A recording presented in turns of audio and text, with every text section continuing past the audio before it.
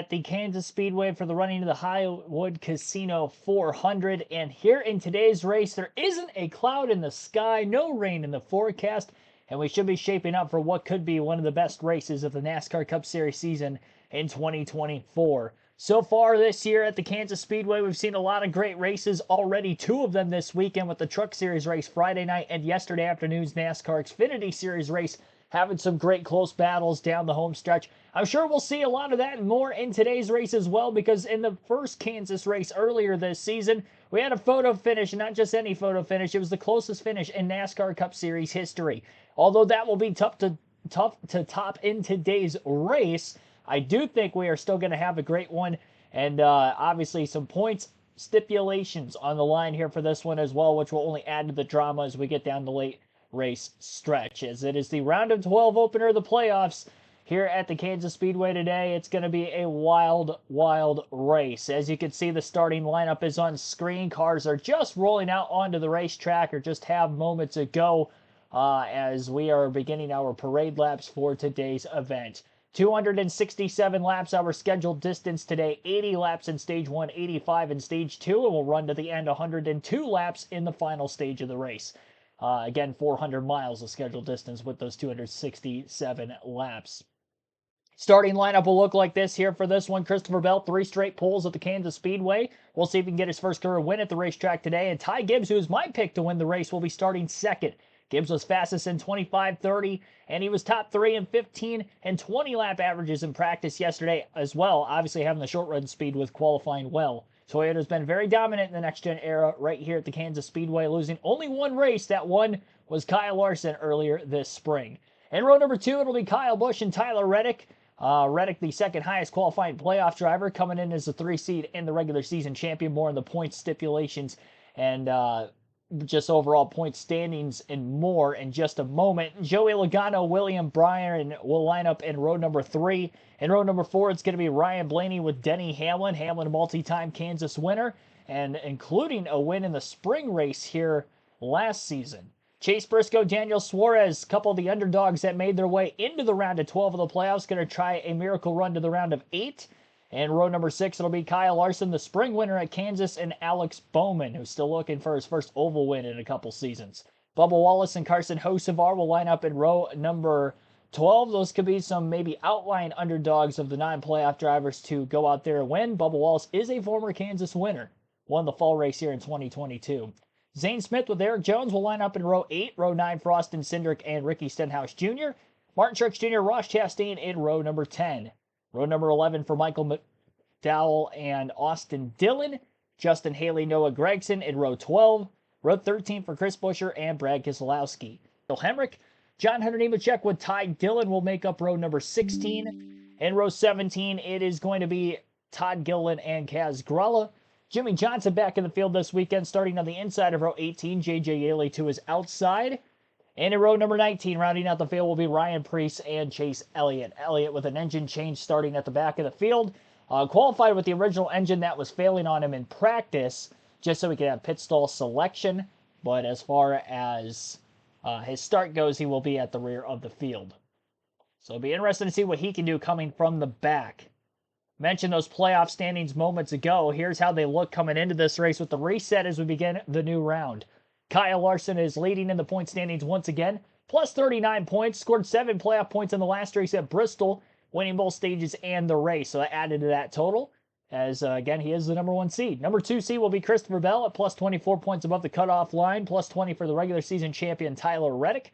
William Byron plus 14, plus 11 for Ryan Blaney. Denny Hamlin plus 7, plus 6 is Chase Elliott, and Joey Logano plus 4. First driver out as we begin this round of 12 today. Daniel Suarez at minus 6 points, minus 7 points apiece for Alex Bowman and Chase Briscoe, the 11th and 12th seed, as we have the reseeding to begin the round of 12. And in this round of 12, it is another wild card round, as obviously we're kicking things off today at Kansas, but the next 2 races of the round at Talladega and the Roval, same as it has been for the last 2 seasons in the final 2 races of this second round. So we're about to find out just how likely a tame race in quotations.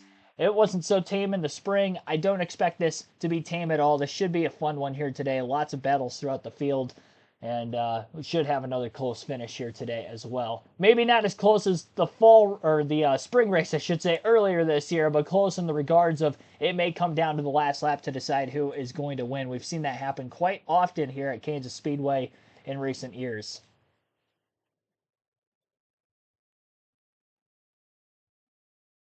Bubba Davis, I don't believe.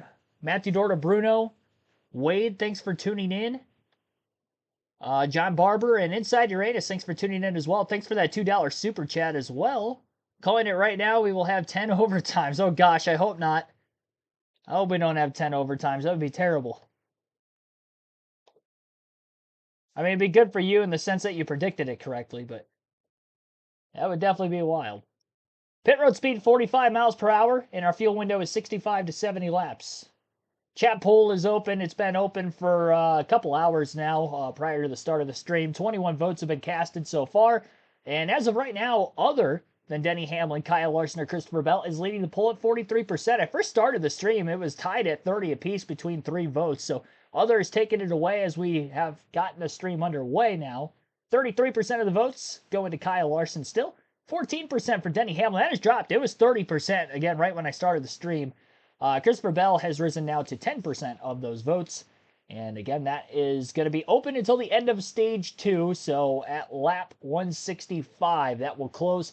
At the end of stage 2, we'll have our diecast showing as usual as well. And also at the end of stage 2, the fantasy lineups will lock. So if you are not in our fantasy league, definitely be sure to join. And if you are in the fantasy league already, again, make sure that you have the fantasy lineups locked in at the end of stage 2, or before the end of stage 2, because once that green, white, checker flag flies, it will lock automatically. So, want to be on top of that.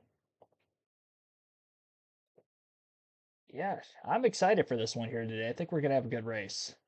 Should have started at 2:30. I had things going on. I had to push the start time back. I did put a community tab post up about an hour and a half before the start of the stream, so I was hoping that would reach quite a few of you guys in time. So it wasn't a last minute deal.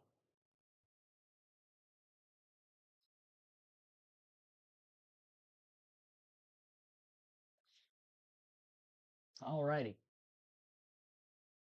I did kind of preface quickly there. Ty Gibbs is my pick to win the race today. Going with the underdog to get his first career win. He had good long run speed in practice. The Toyotas have been very good here in the past, and we've seen season. And I think Ty Gibbs will be the next one. Can he get his first career win here today? I'm calling my shot. First career win, Ty Gibbs. Green flag is in the air. Christopher Bell on the pole, though, will lead the field to the green. Inside lane for the initial start. Doesn't even need the bump draft from Kyle Busch. He just fired off very well, and it's clear into turn 1 on both lanes. Ryan Blaney with an aggressive block down to the inside lane on Chase Briscoe to try to hold from going 3 wide, while there's a couple rows 3 wide in his rearview mirror. Off the exit of turn 2, a couple guys close, tangling together at the tail end of the field. Caution's out already. It looks like the 16 car has gone around Kaz Gralla. The 4 of Josh Berry has spun. And I believe there were a couple other cars that might have gotten a piece of the incident as well. But a lot of damage to the left rear quarter panel of Gralla's race car, driving the 16 for Colleague Racing. And actually, Gralla in the 15 for Rick Ware Racing. The 16 is being driven by Ty Dillon this weekend. I apologize on that. Taking a replay look, 4 wide, first lap. Chase Elliott zooming by the outside. Still 4 wide corner exit. Harrison Burton gets tagged by the 16, who ends up tagging Berry across the racetrack. So it looked like a 3-car incident there. Harrison Burton's got quite a bit of damage around his left rear corner panel as well. Chase Elliott scraping the wall as he got pinched. And again, he was outside of that 4 wide mess there at the tail end of the field. So Elliott trying to be aggressive here on this initial start. Gets the outside 4 wide late in the corner. Burton probably didn't realize they were 4 wide, and even if he did, he got squeezed from underneath him. It was just a tight gap that was closing very quickly. And a lap 1 caution off of turn 2 there at the tail end of the field. Christopher Bell leads the first lap of the race under caution here at the Kansas Speedway. Looks like Ty Gibbs scored in second. Kyle Busch third, Tyler Reddick fourth. Joey Logano 5th, William Byron 6th, Ryan Blaney 7th, Denny Hamlin 8th, Daniel Suarez 9th, and Chase Briscoe 10th. That is the top 10 at the time of the yellow.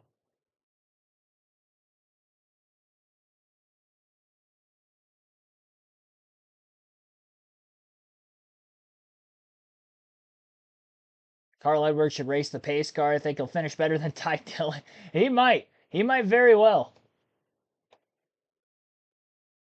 I don't even know if Dillon's going to be able to complete a lap. Looks like he has completed a lap. Harrison Burton, Josh Berry needing some help. I did see Berry had multiple flat tires, so he definitely wasn't going to be able to drive his car back. It doesn't appear that Chase Elliott's got a lot of damage, although he got squeezed into the wall. Some scuffage on the right rear corner panel of his race car. As long as he didn't break a toe link, he'll be fine. I don't think he hit the wall that hard, though. And I don't think it's going to mess anything up with the car aerodynamically. It doesn't look like he's got too much damage. I don't think the fender's caved in at all either. We know how tough and rigorous these bodies can be. The next-gen car. And Josh Berry's going to take a unique ride to pit road. They're currently towing the front and the back of his car at the same time. Looks like there was some damage also to the right front of Jimmy Johnson's number 84 Toyota. Johnson involved in the incident also. So a 4 or 5 car incident there off turn 2. I didn't see Jimmy involved in it on the replays. I wonder if that was after Berry got tagged and came back across the racetrack. I wonder if that's where he collected Johnson. Because after Berry ended up getting turned up the track, that was basically off camera, the rest of the wreck. And I wonder if that's where Jimmy Johnson was caught up in it. Oh, no, I see it now. Okay, so Johnson clipped the left rear of Dillon coming down the racetrack. I didn't realize that was him. Still not used to seeing Carvana when he's in the 84. But, yeah, so Johnson was a driver who ended up clipping the 16 of Dillon when Dillon came down the track, right around the apron on the back straightaway. So that's where the right front damage came from Johnson. So trying to get through there. Fortunately, Dillon coming down on top of him and was unable to miss the accident. Lap 1 incident here at Kansas Speedway. You're in the race today, and I think you would have had a better chance of getting that in there. Let's see. All Toyota drivers, bad luck today. Oh, that's interesting. I don't know. Toyotas have been pretty good at Kansas with this next-gen car. I think a lot of them are going to have speed. Wallace, Reddick, Hamlin, each winning here in the next-gen era.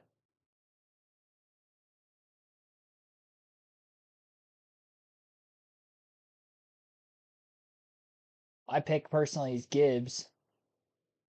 Is that why Green Bay's down 28-7? No. I don't know.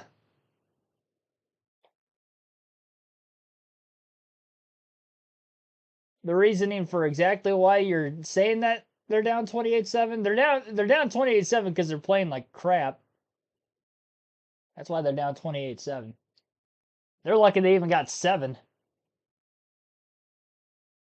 Heard it was a muff punt right before the half. Sam Darnold looking like prime Tom Brady out there today.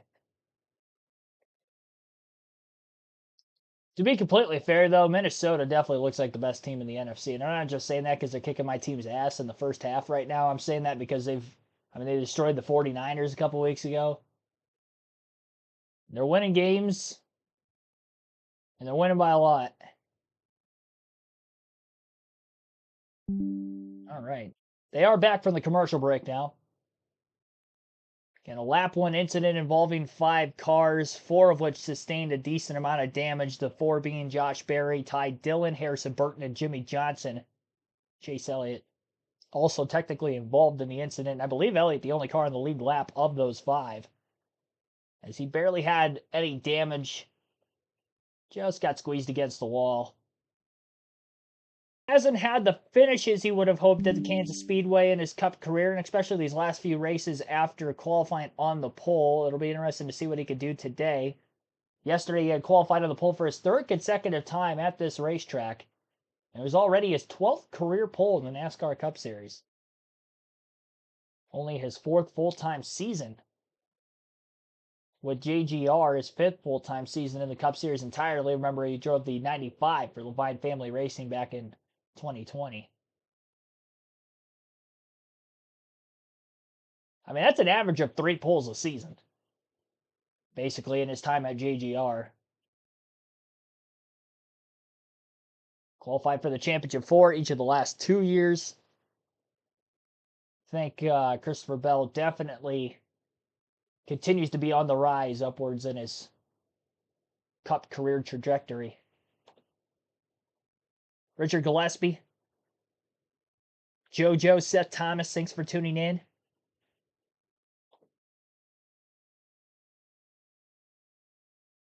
Can't tell if the lights are out on the pace car or not. I think they are because the field is doubled up, so they definitely went through the choose the last time by.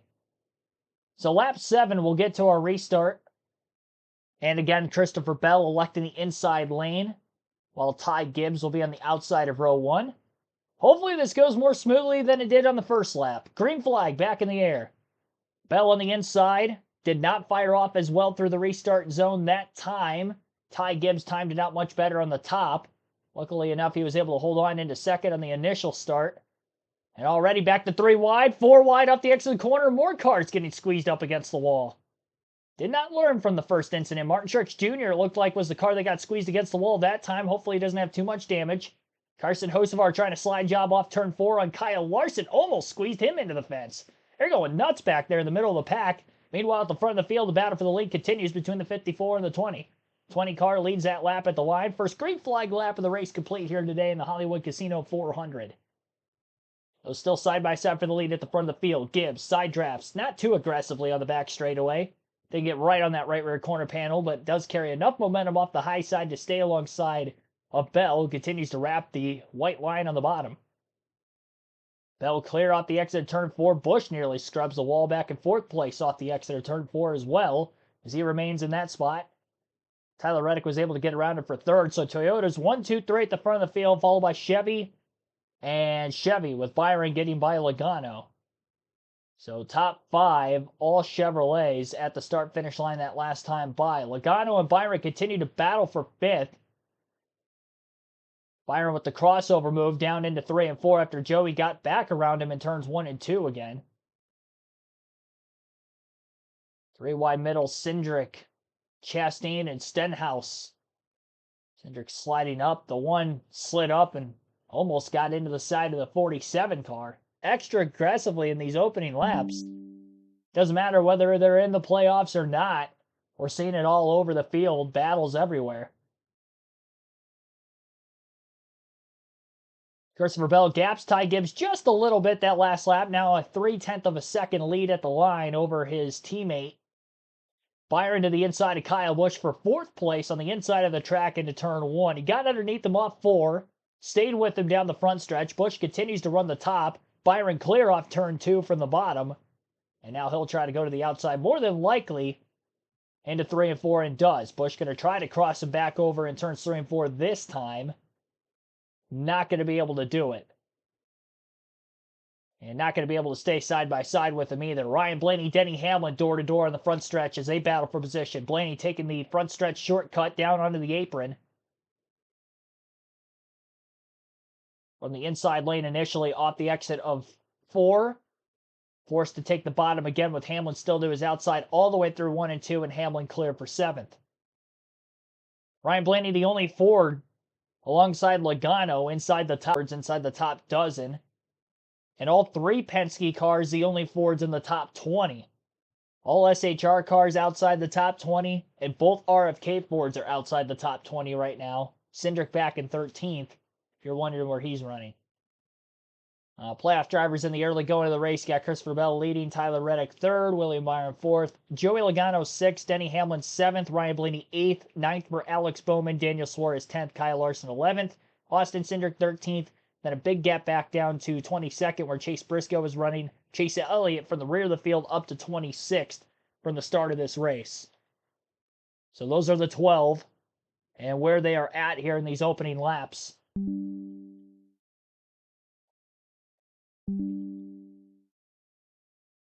Fairly even lap times, those top handful of cars up at the front of the field.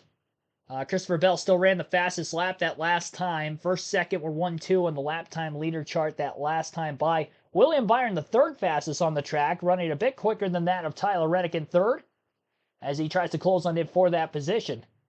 Still a little over half a second gap between the two cars.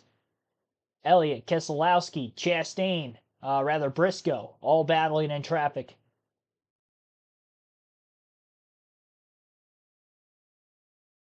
Definitely a struggle here for Chase Briscoe in these early laps. Continues to free fall in the running order. Keselowski gets by him. Elliott gets by him. Gillen's got a big run in his back bumper looking to pass him as well. And if we have a long green flag run here to the end of stage one, you got to be considering that maybe Chase Briscoe is in danger of going a lap down if that were to happen as he continues to fall through the running order and is towards the tail end of the field. Definitely last of the playoff drivers. And only really sorry. I was trying to talk like 3 sentences at once there. What I was going to try to say was that Chase Elliott was only back there because he started at the rear of the field with the engine change. Otherwise, Briscoe would be the only playoff driver outside the top 15 right now. Already started this round tied for the least amount of points. Showed a replay of a little contact between Martin Truex Jr. and Ross Chastain, 3 wide with Stenhouse underneath them. Wouldn't be the first time we've seen contact running 3 or 4 wide so far today.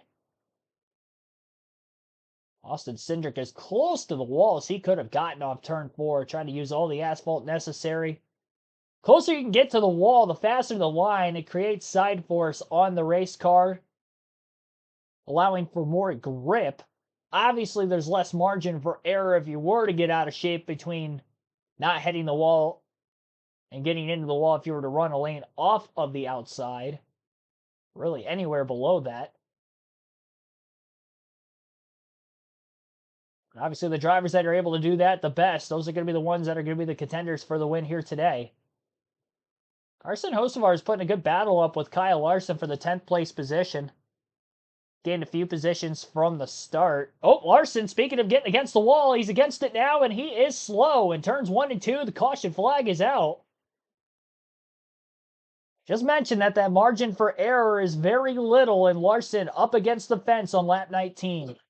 Last weekend in Bristol has issues in the first race of a new round. Carson Hocevar right behind. Kyle goes up high, but something's already happened. That rear right. He had a tire down. Right rear tire went down.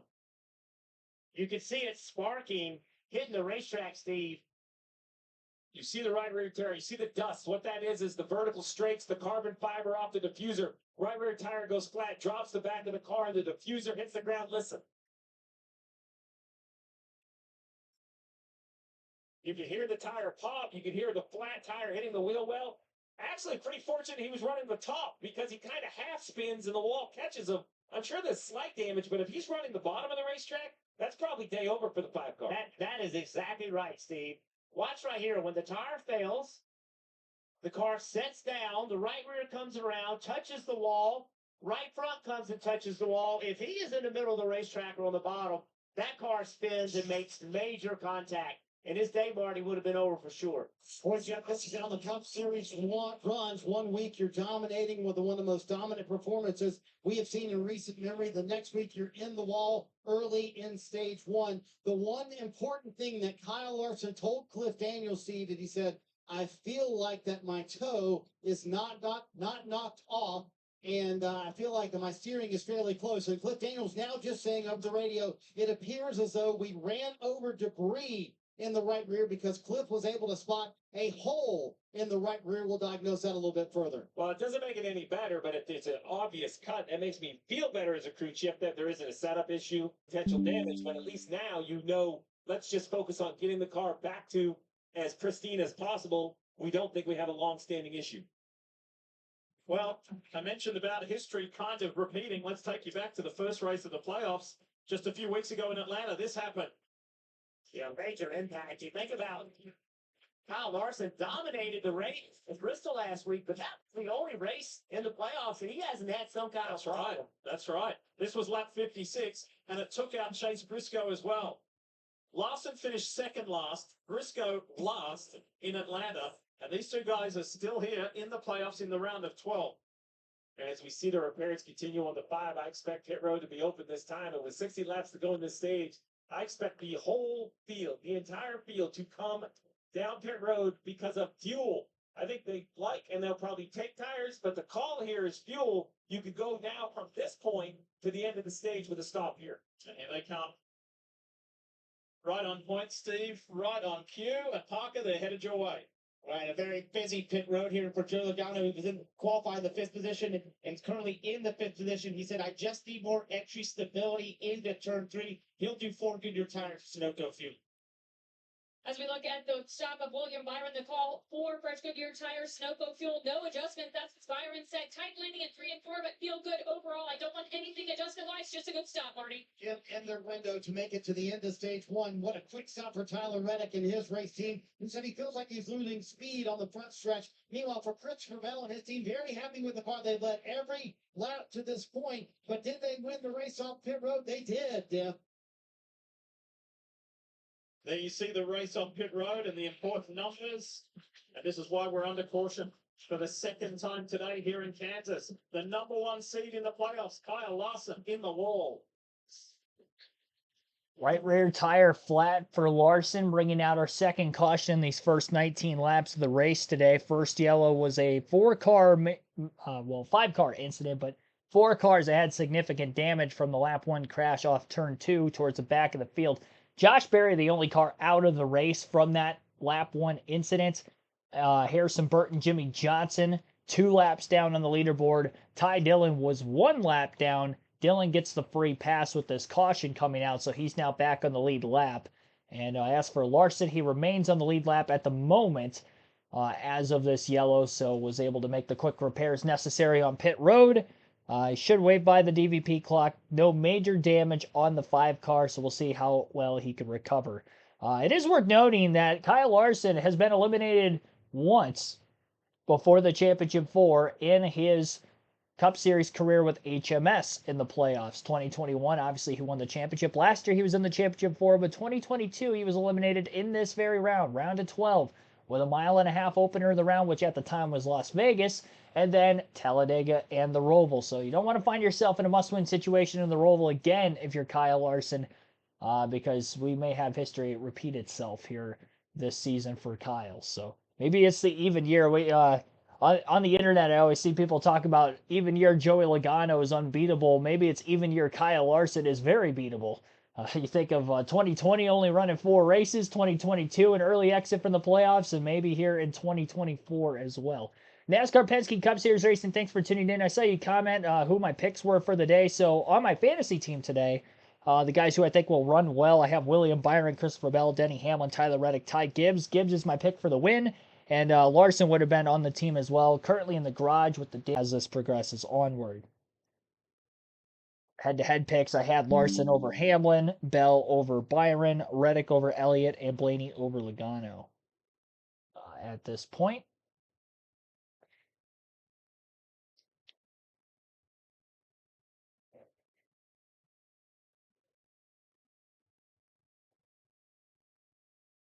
Christopher Bell won the race off pit road, so he is still going to be the race leader. Ty Gibbs scored second for this next restart.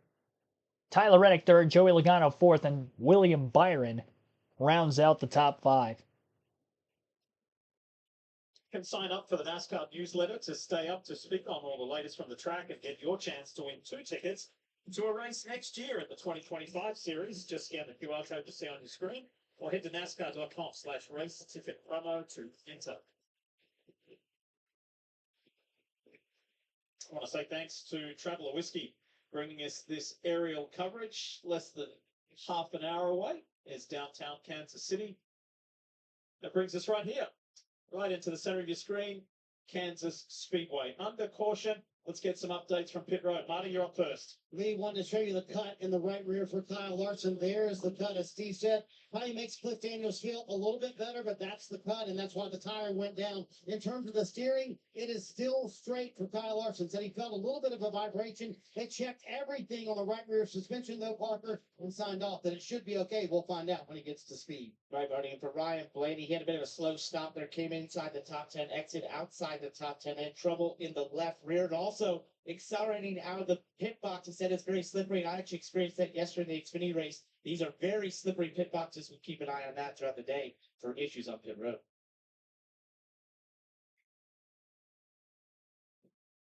All right, everybody, reset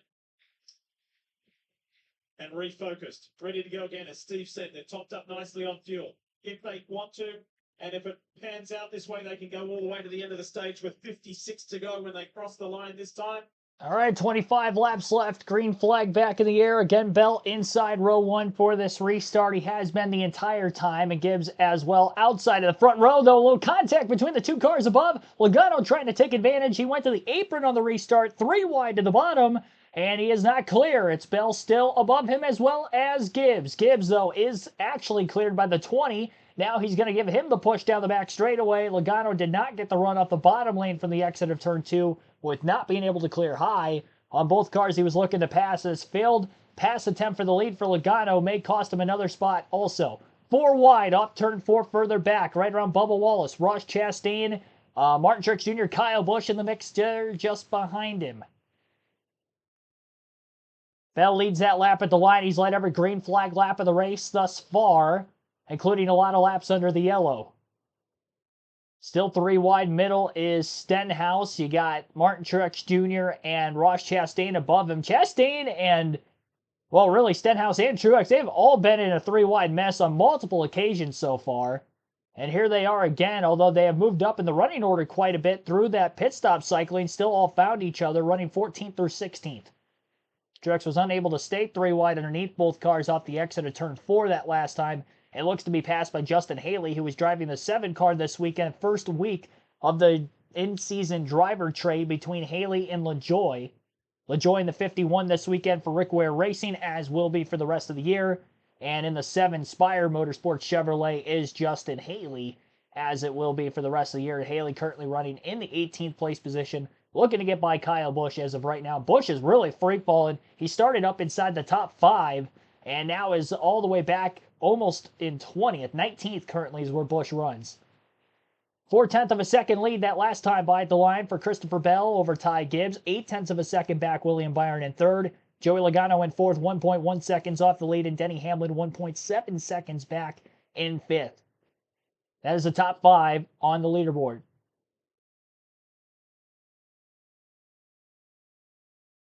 .64 mile per hour average race speed, just over 25 minutes from the start of the race to where we're at now. So it's a very slow average race speed with the 2 early cautions we've seen so far. And we just had our first set of pit stops during this most recent yellow. Tyler Reddick, 190 miles an hour on corner entry into turn 3. Even faster the other end of the track, headed towards turn 1, with the front stretch longer than the back stretch. We'll be seeing speeds over 190 miles an hour all day today on corner entry. Ty Gibbs and William Byron battle for second. Byron got to the outside. He looked quick during the last green flag run. This green flag run, he was able to get to 3rd and now passes Gibbs for 2nd. We'll see if Byron's got anything for Bell. Byron looked pretty good in the long lap averages in practice yesterday too. Gibbs a little quicker than him, which was the reason I took Gibbs, plus Toyota has been stronger here at Kansas Speedway than Chevrolet in the past, but I'd be shocked if a non-Chevy or Toyota wins this race. Ford was really lacking in the practice times yesterday, and really outside of the 3 Penske Fords that are all actually in the top 10 now. Cindric up in 10th place. Todd Gilliland surprisingly up in 14th, but the rest of them 20th or worse. Both RFK Fords not looking great, even though they ran well here in the spring, especially Buescher, who ended up finishing by a nose in 2nd. And he laid quite a few laps in that race as well. They tend to have speed on the intermediate tracks, but not here this weekend. RFK on a bit of a struggle. Keselowski unfortunately eliminated from the playoffs through the first round last weekend at Bristol. The other drivers eliminated were Harrison Burton as well as Martin Truex Jr. in what is his final full-time Cup Series season. And Ty Gibbs was making his first playoff appearance in his second season in the NASCAR Cup Series. Still looking for his first career win as he runs top 3. That is Gibbs. Joey Logano making a pass last lap for 4th over Tyler Reddick. Still a lot of battling going on mid-pack as well. Michael McDowell passing John Hunter Nemechek pretty deep in the field. Kyle Larson, since the restart, has only gotten himself up to 32nd. Restarted in 35th. You'd have to imagine that car may be hurt at least a little bit.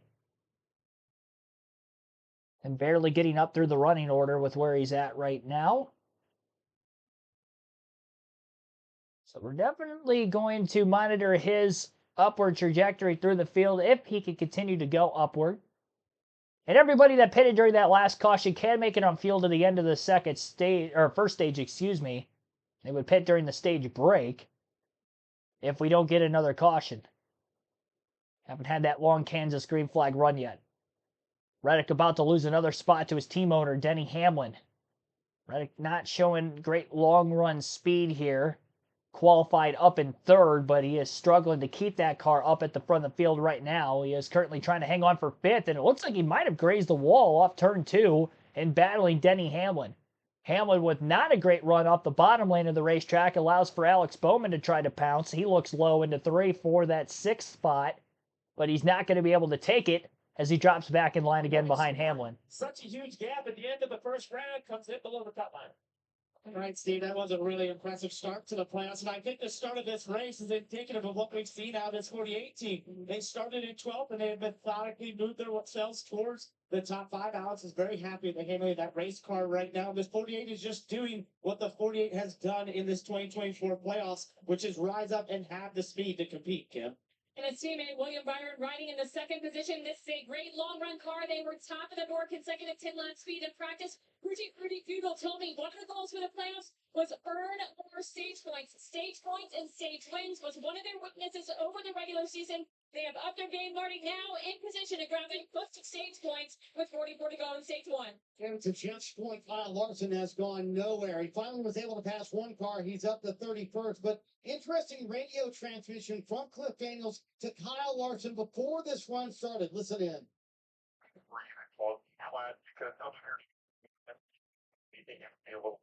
Here, I do think the tire was going down over that run. Looking at your steering and throttle, I can tell the grip was loose.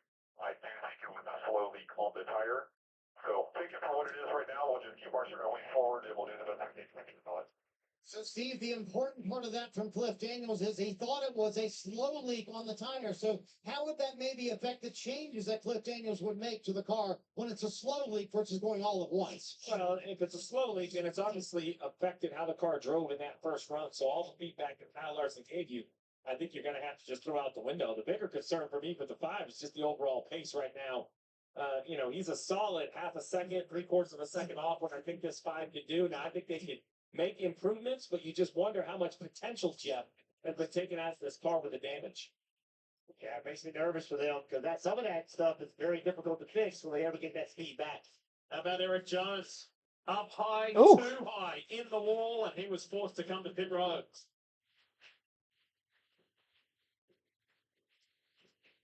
Jones, one of many to hit the wall up on the outside of turns 1 and 2 especially. Seems like the wind all weekend, really, for that matter, has been kind of shoving high side off turn 2. So kind of from the infield blowing to the outside of the racetrack in that area. Headwind down the backstretch, tailwind down the front, which again could lead to even faster speeds going into turn 1 compared to what we would normally see. Wind's usually very high here at the Kansas Speedway for whatever reason. I don't know if it's just because it's out in the Midwest, and the Midwest tends to be more windy. Me living in the Midwest my whole life, I don't know. It does seem to be very windy almost on a daily basis around here. Might as well live on like the freaking ocean shoreline at this point. The amount of wind it feels like we have, but still, wouldn't expect it to be that windy even like in the plain area like where Kansas is at. So Kyle Larson has only made his way to 30th now, so 2 positions gained over the last couple laps. So I do think that damage is affecting him at least a little bit. We'll see if they can get the car dialed in for him the best they can with multiple pit stops still to come before the end of this race. But if we stay green long enough, his next stop won't be until the end of stage number 1. So he's going to have to focus on trying to stay in the lead lap until then. Currently, Christopher Bell is still led every green flag lap of this race. William Byron is 1.4 seconds behind him in second. Ty Gibbs runs in third. Joey Logano fourth. Denny Hamlin fifth. Sixth for Tyler Reddick. Ryan Blaney in seventh. Eighth place, Alex Bowman. Austin Cindric ninth. And Carson Hocevar rounds out the top 10. That is your top 10 of the running order. 110.88 mile per hour average race speed just over half hour into this race. And the only lap Christopher Bell didn't lead was a lap that was led by J.J. Yaley under the caution period as he waited for all the lead lap cars to pit before he pitted. So other than that one lap, Bell has led the other 42. There are 2 cautions today, lap 19 and lap 1. Again, Josh Berry, the only car out of the race from the incidents. Jimmy Johnson, 3 laps down. Eric Jones, that unscheduled pit stop, has dropped to 1 down. And Harrison Burton, who was 2 down, got the, I think he got the, no, he did not get the free pass. He took the wave around to get that lap back. So he's going to need another caution if he's going to make it on field to the end of the stage, it looks. But yeah, we'll take a quick break, and then we'll continue our live commentary coverage. Motorsports, William Byron is having a good day. He runs second. The 26-year-old from North Carolina, who always had wheels and racing in his life. So keen. He attended his first race almost 20 years ago. He was a National Legends champion and seemed destined to do this from a very young age. He does it well. He made the championship round, the round of 4 in Phoenix last year. He'd love to make it again and go all the way to be a NASCAR Cup Series champion. So much talent. And you saw it as soon as he started racing. Think about the success he had in the Truck Series, then Xfinity, and then into the Cup Series. And I think he has a lot of championships inside of him. He is a talented race car driver. But, Steve, not only that, he's smart. And he thinks about driving this race car and the things he can do to be better as a driver. He doesn't just point the finger at the team and say, you guys got to do a better job. He does his part. There's a lot of long-term success with this guy. 4 rows, a bit lower here. But pretty much how you go to battle here at Kansas. 54 looking a little bit lower into the corner, trying to get some air to that front splitter, pulling it underneath the car, pulling the car to the racetrack with that diffuser. Watch right behind the left front tire or the right front tire. You can see when the driver lifts. You can see the 54 car fire coming out of the exhaust pipes. He's wanted to be in the gas, but he just couldn't stay in the gas. Remember when we said that this race was one of the races he was nervous about here in Vegas based on previous race results? As we climb aboard with thanks to Toyota, this is Tyler Reddick. Let's go for a ride. Have a listen.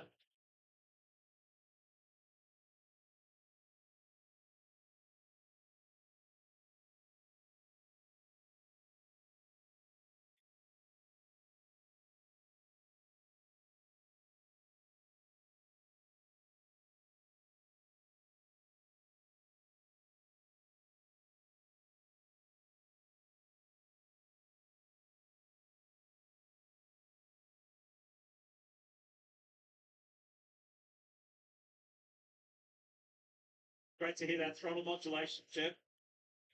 Well, it's such a fun racetrack because you can do so many different things, and there's no right way to do it, right? One driver can be running the exact same speed as you are, driving it completely differently, and that throttle input when you want to be in the gas is different here than a lot of racetracks. Right against the wall in the middle of the corner, you don't want to do that. Normally, you want to wait on the throttle, then go full throttle on corner exit. But here, it just provides so many options for drivers. And while we ride along with Tyler Reddick, a reminder that DraftKings Sportsbook is an authorized gaming operator at NASCAR. And this week, new customers can bet $5 and pocket $200 in bonus bets instantly. Download the app, use the promo code SPEED when you sign up. DraftKings Sportsbook, the crown is yours Stevie, the numbers are in the bottom left there. Who catches your eye? Who's good money? The numbers have shifted. Kyle Larson, the favorite coming in leading, should be the favorite. But what about Gibbs? Could today be his first ever career winning, running third with good pace? You could bet on him now at 9-1. What about Blaney? He's running 6 plus 1,000. It's the gambler in Trick or Bowman. All kinds of long odds there. I was watching this battle between the 9 and the 99. Oh, just a little contact. The 9 tried to get in line. Chase Elliott. Luckily, he didn't turn him. Unfortunately for Daniel Suarez in the 99, since the restart, he has been going in the wrong direction. Suarez has lost 10 positions since the restart. His onboard view brought to you by Coca-Cola. Playoff drivers take 8 of the top 9 positions. Only Ty Gibbs in third. Suarez all the way down in 19th. Elliott 21st. Briscoe 26th. Larson 34th. 71. Zane Smith just got by Chase Elliott. Well, let's continue this topic of conversation on Suarez, Marty. As we ride on board with the Coca-Cola onboard, not been a very good day for Daniel Suarez, who said he's getting worse the longer the run goes. He said it starts very tight and then it's very traffic sensitive as well for Daniel Suarez, who got into this round just barely right now in the 19th position. We were riding on board with Tyler Reddick a moment ago. 23XI has won 3 of the last 5 races here, and Tyler Reddick, the defending winner of this race. But today, dealing with a unique issue in the 45. Listen in.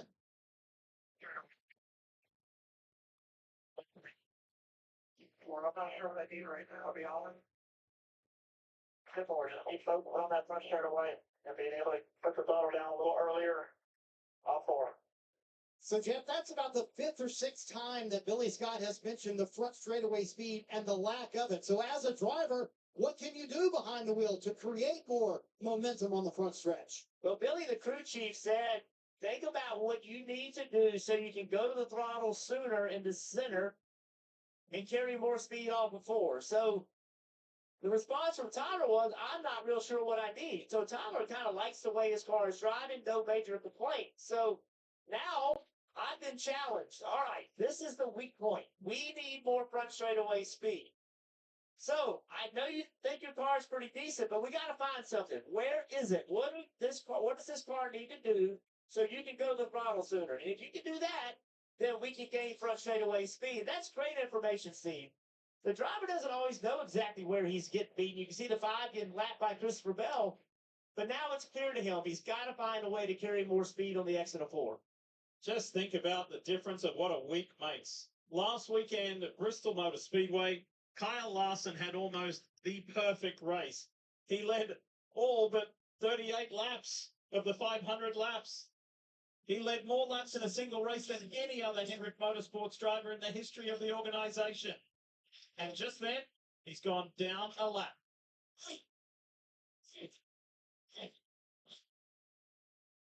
All right, other shout outs to those of you in the chat that have been watching here recently that I didn't shout out at the start of the stream. We got Regine Huddleston, Billy Kramer, Ethan Jua, Delbert Wilson, FAHQ2. Thanks for tuning in. I believe that's it of the newcomers here that at least that I've seen in the chat that I didn't see earlier.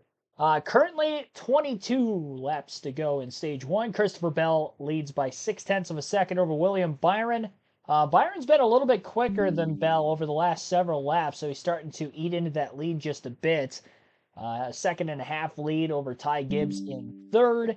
Joey Logano in 4th, 2.8 seconds off the race lead. Denny Hamlin, 3.5 seconds back in 5th. 6th place is Ryan Blaney, Austin Cindric 7th, Tyler Reddick 8th, Alex Bowman 9th, and Martin Truex Jr. 10th. Carson Hocevar 11th, Ross Chastain in 12th, Bubba Wallace 13th, Brad Keselowski 14th, and Ricky Stenhouse Jr. 15th. 16th is Ryan Preece, Justin Haley 17th, Kyle Busch 18th, Daniel Suarez 19th, Zane Smith in 20th. Chase Elliott 21st, Noah Gragson 22nd, Daniel Hemrick 23rd, 24th, Todd Gilliland, Chris Buescher 25th, Chase Briscoe 26th, 27th, Michael McDowell, Corey LaJoie 28th, John Hunter Nemechek 29th, Austin Dillon in 30th, Ty Dillon 31st, Kaz Gralla 32nd, 33rd, 1 lap down J.J. Yaley. Kyle Larson 34th, also a lap down. Eric Jones 2 laps down in 35th now. 2 laps down for Harrison Burton again in 36th. Jimmy Johnson 4 laps down in 37th. And out of the race, Josh Berry 38th. Christopher Bell has led all but that 1 lap under caution, led by J.J. Yaley. 60 laps led for the pole sitter Bell, as he still continues to try to manage a 6 to 7/10 of a second lead over William Byron. And the more lap cars he puts a lap down, less of a chance Kyle Larson's going to have of trying to get this free pass to the end of the stage. He's the only playoff driver not on the lead lap.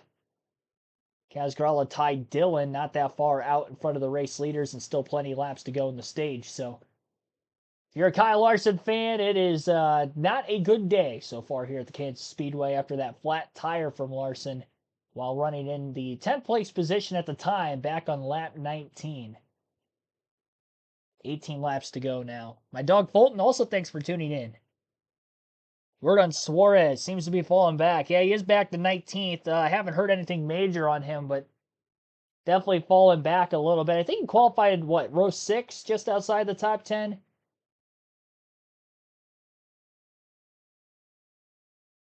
Might be just struggling back in traffic if he didn't have to deal with it much in practice. It could be some of the issue. I've noticed throughout the weekend, though, it seems like a lot of drivers talking about their vehicles being loose this weekend at Kansas more than anything, even if they are back in traffic through the Xfinity, through the Truck Series race, so that could be the case here. Winds have been very high all weekend, as we tend to see here at the Kansas Speedway. Definitely multiple factors on why he could be struggling there mid-pack. Chase Elliott from the rear of the field's made his way up to 20th at this point as speed now at this point, so it is going up. But we know we're guaranteed at least two more yellows, with the stage end, and the next one coming in 16 laps. Byron now within 0.4 of a second of Christopher Bell. Manufacturer race at the front of the field. You've got Christopher Bell in a Toyota, and then you got a Chevy, Toyota, Ford, Toyota in the top 5. Then you have 2 more Fords, Toyota, Chevy, Toyota in the top 10. So overall, only 2 Chevys in the top 10, 3 Fords, and 5 Toyotas up there at the front of the field. Austin Cindric having an impressive day so far, currently running in 7th, as he's just been kind of slowly crawling his way through the field, qualified mid-pack, but honestly, seems like lap time-wise, he could be the best Penske on track. He ran a 32.6 flat that last lap. That was quicker than the 32.7s that Blaney and Logano ran. Blaney is battling Denny Hamlin for position on track, which could be slowing his lap time down a little bit. Dirtier air, perhaps, in front of the 12. Side by side for the 5th place position off the exit of turn 4.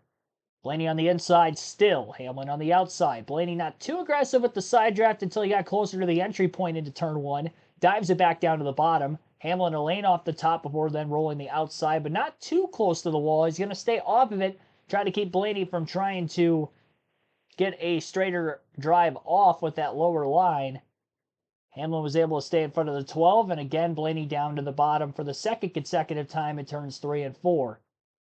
Car wiggled just a little bit. You could tell Blaney was very, very hard in trying to get back to the gas as soon as he could to clear Hamlin. He was so close to clearing, but not quite. 12 and the 11 have now ran side by side for position number 5 for about 2 full laps. Blaney clear off turn 2. We'll see if Hamlin tries the slingshot crossover into 3 and 4. He's not going to. I don't think he had enough of a run off the high side on the exit of turn 2. Hamlin doesn't even run right against the wall again in 3 and 4. Blaney again, though, goes down to the bottom on the white line. Very interesting. Probably because the lap car right in front of him might have been running the top. Didn't want to get put into that dirty air pocket. 16 car going a lap down. That would be Ty Dillon. Byron had a big run on Christopher Bell there for a moment on the front stretch, but Bell was able to clear the lap car before corner entry into 1. Byron could not, so Byron couldn't run the outside. Bell did, and was able to pull him a bit down the back straightaway the last time. So Byron's car, the longer the run goes, seems to be getting better and better. For third going on between Joey Logano, Ty Gibbs. Gibbs went all the way to the apron to block Logano on the front stretch. Joey seems to be a little bit quicker here at this point in the run. Gets to the inside of Gibbs off turn 2, and now they're side by side down the back straightaway. We'll be working on 10 laps to go in stage 1 this time by. Logano to the bottom. Slides up to the top. He's going to be clear by a lot over Ty Gibbs. Gibbs is going to have no shot of a crossover down into turn 1 this time by. And we'll see if Joey Logano's got something for Byron and Bell out in front of the field in the closing laps of this first stage. Honestly, this is about as good as Logano has looked on an intermediate track all season.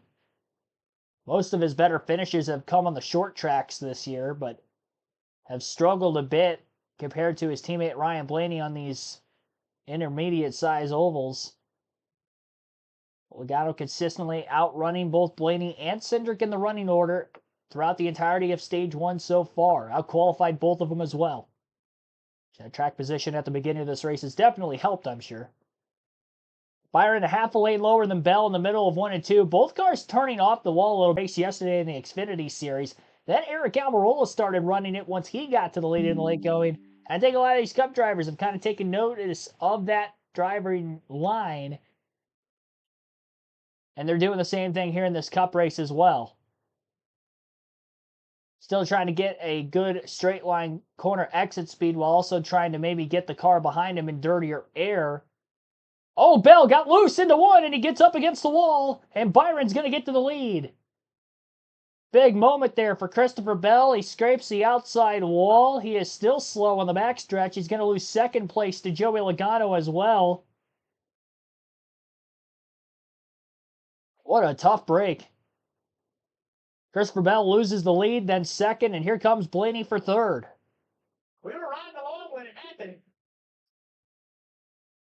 Gets in the corner, everything looks okay, but watch the back of the car. Just not the side grip it needs. He overcorrects it just a little bit, chases it up into the wall. Yeah, we were riding along when it happened, and that thing came around on him quick. William Byron forcing the opposition into an error and now grabs hold of the lead of this race with just 6 laps remaining in stage 1. 50 laps on these Goodyear tires. We talk about a low grip racetrack. Well, now any sort of help that Goodyear tires are supposed to be giving you, that's gone. You are slipping and sliding. That's the last 5 laps. It's JGR teammate Denny Hamlin on the attack now. Another JGR Toyota in the background in Ty Gibbs. The highest placed non-playoff driver, Gibbs, runs in 6th.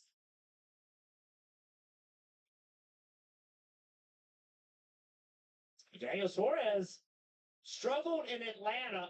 Struggled in Bristol big time, Steve.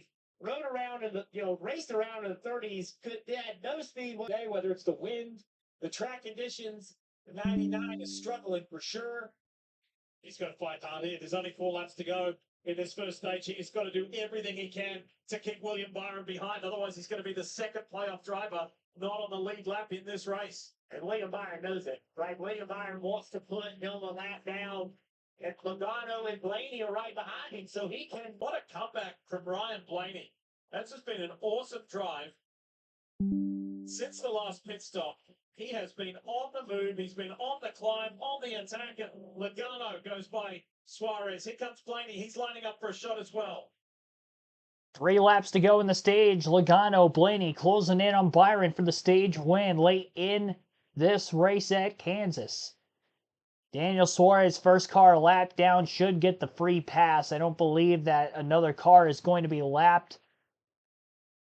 And this time by at the start-finish line, we had 2 to go. Bigger gap between the 24 and the 22 than what there is between the 12 and the 22. Blaney running the outside lane and has more straightaway speed down the back on Logano than Logano has on Byron. Byron went to the top. Logano went to that middle line all the way through the corner. Now Logano goes all the way to the bottom on the white. Blaney again to place on Logano here. 1 lap to go in stage 1. Both cars to the apron. Blaney trying to stay in the draft. Logano going to look to block to the outside. Blaney looks low into 1 and 2. Logano entered in the middle, went to the outside by corner exit. Blaney trying to get to the left rear quarter panel. The 22 can't quite do it. William Byron should win the stage pretty handedly as he leads by half a second into 3 and 4. And Blaney back to the outside all the way through 3 and 4. Logano went to the bottom. Blaney's going to have a run in the front stretch, but he's not going to be able to get to the 22 car. So William Byron, again, will win stage 1. Those Penske's looking strong at the end of the stage. Joey Logano second, Ryan Blaney third. Denny Hamlin fourth, and Christopher Bell, after getting into the wall late in stage 1, falls from the lead to 5th. Ty Gibbs ends up 6th in the stage. Austin Cindric 7th. Martin Truex Jr. 8th. Alex Bowman 9th, and Carson Hocevar will round out the top 10. All the playoff drivers, of course, getting those stage points. For this round, William Byron, if he advances through the round of 8, picks up another playoff point. That will carry over into the next round for him as well. And obviously, the non-playoff driver still getting points as well. For Gibbs' sake, who was eliminated in the first round, he's still trying to finish the best he can in points. He can still finish as high as 5th in the overall point standings by the end of the season. Same for Truex. Carson Hocevar can finish as high as 17th, as he did not qualify for the original 16-man playoff field. So as mentioned, Daniel Suarez will get the free pass in 30th to get back on the lead lap, which means Larson will still be a lap down at this stage end of the playoff driver. Suarez just continues to lose time. He was in 19th, I think, during the last commercial break during green flag action, so about 20 or so to go in the stage. And now he's lap down, so that 99 car continues to free fall. That was after Suarez started in the top dozen today. We'll take a quick ad break, and then we'll get our next slate of pit stops in as we're during the stage 1 break here in the Hollywood Casino 400 at Kansas. You're listening live on KRC.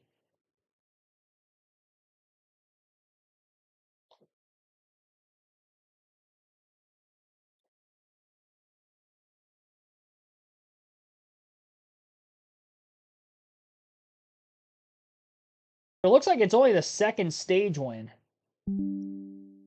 So only the second stage win for William Byron this season.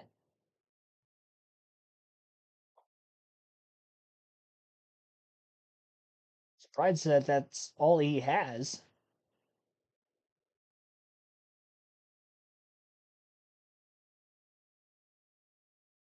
But it's a big one. Had those 3 race wins, but they were very early in the year. Has not won since the very early go into the season. We'll see if William Byron can pick up win number 4. They're going to have to get him better on the long run. He was better than the Toyotas on the long run, but not the Penske Fords that were charging from behind and from a deeper deficit from the restart. Well, Logano restarted 3rd, but Blaney started even further back than that. He's right around the edge of the top 10 on the initial restart. It's brought to you by Sonic. Live free, eat Sonic.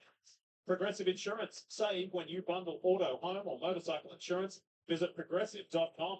Go bowling. Go to gobowling.com to find a center near you. And by Sam's Club. Join the club. That shows you what a beautiful day it is here in the Midwest.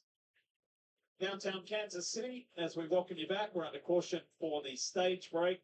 And here go the 5 crew, going to work on Kyle Larson's damaged diffuser at the rear of the car. Yeah, they just know that they're at an aero deficiency. They're going in there. They're trying to fix it. They've done a nice job so far. They're only 1 lap down. Now, they don't want to lose a lap here. So you see some tape, some vertical pieces being added. Right rear tire getting ready to go on. Calvin Teague, tire changer ready. And the leaders now come to pit road, Parker. Joe Logano finished 2nd in that stage. He just needs that car to turn a little bit better earlier in the run, but doesn't want to get too much because he feels like he could get loose later in the run. His teammate Ryan Blaney in the top right of your screen, just managing the rear slip, but felt like that car was really good, just a little free on the bottom, Kim. See William Byron in the bottom left of your screen in the 20 car. He said, pretty loose, could get to 3 with much confidence. He said, help me a little, but do not hurt my front turn. It is very good. Small air pressure adjustment on the French Goodyear this morning. After the contact with the wall, Christopher Bell fell from the lead. So then it was interesting. I thought that put you in a bad spot. On the last out, a bit of a miscommunication. They were on right side tires only. Bell said he was very free, but when he got into the wall, his quote was, "That's a one-time thing." There's the positives and negatives. It's Premier Partners want to thank you for your support. Let's take a look at one of NASCAR's biggest super fans, NASCAR, his experience at Michigan International Speedway.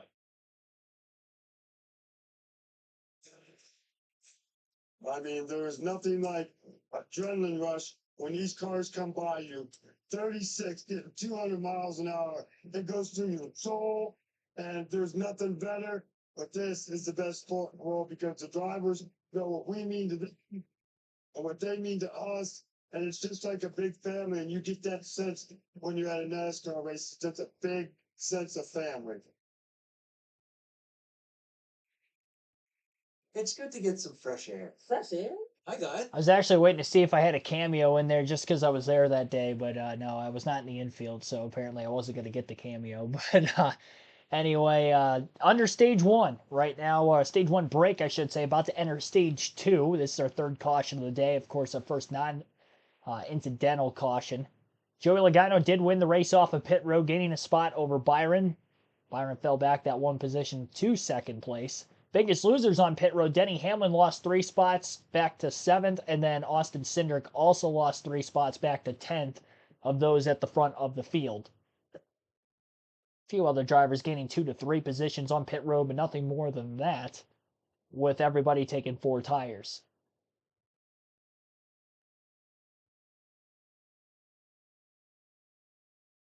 Should be getting to the race start shortly. Again, you're listening live to the Hollywood Casino 400 at the Kansas Speedway.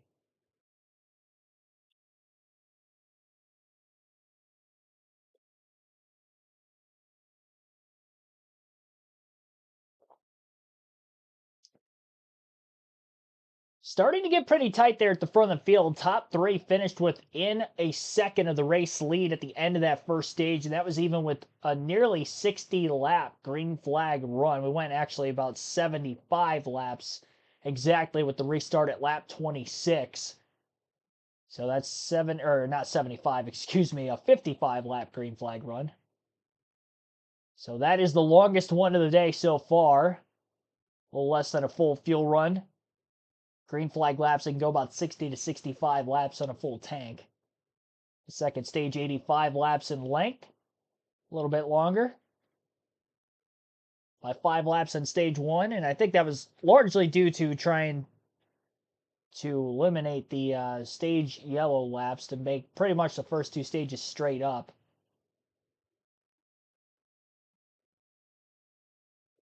And everything today from the air.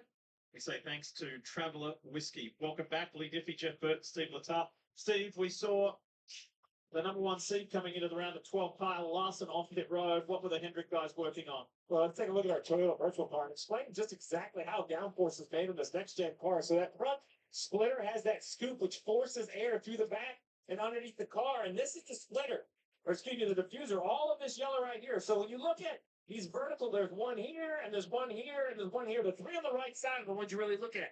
The internal ones bolt on, but the ones on the outside are very important. Their proximity to the ground. So when the tire goes flat, you drag off those 2 outside vertical strakes, which makes the diffuser very inefficient. You can see right here in the back of the 5, they're not broken. They're not completely gone, but they're drug off. They're shorter, so they come down pit road. They try to replace the ones that they can. They also try to tape pieces on just to extend them to see if that will help as well. Parker, how about the 2 eccentric and extra pit stop? Yeah, he had top 10 finish there in stage 1 there, but I had a loose right rear wheel, so I had to come down and tighten that up. And Austin is right at the back of the pack.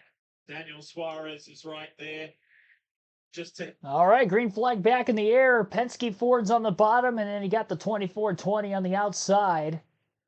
Blaney giving Logano a big push down into the first turn, trying to keep him organized as much as possible, but not going to be able to stay out in front of the field. Byron on the outside lane will second, but Christopher Bell is there, and Bell may get to second place on this restart.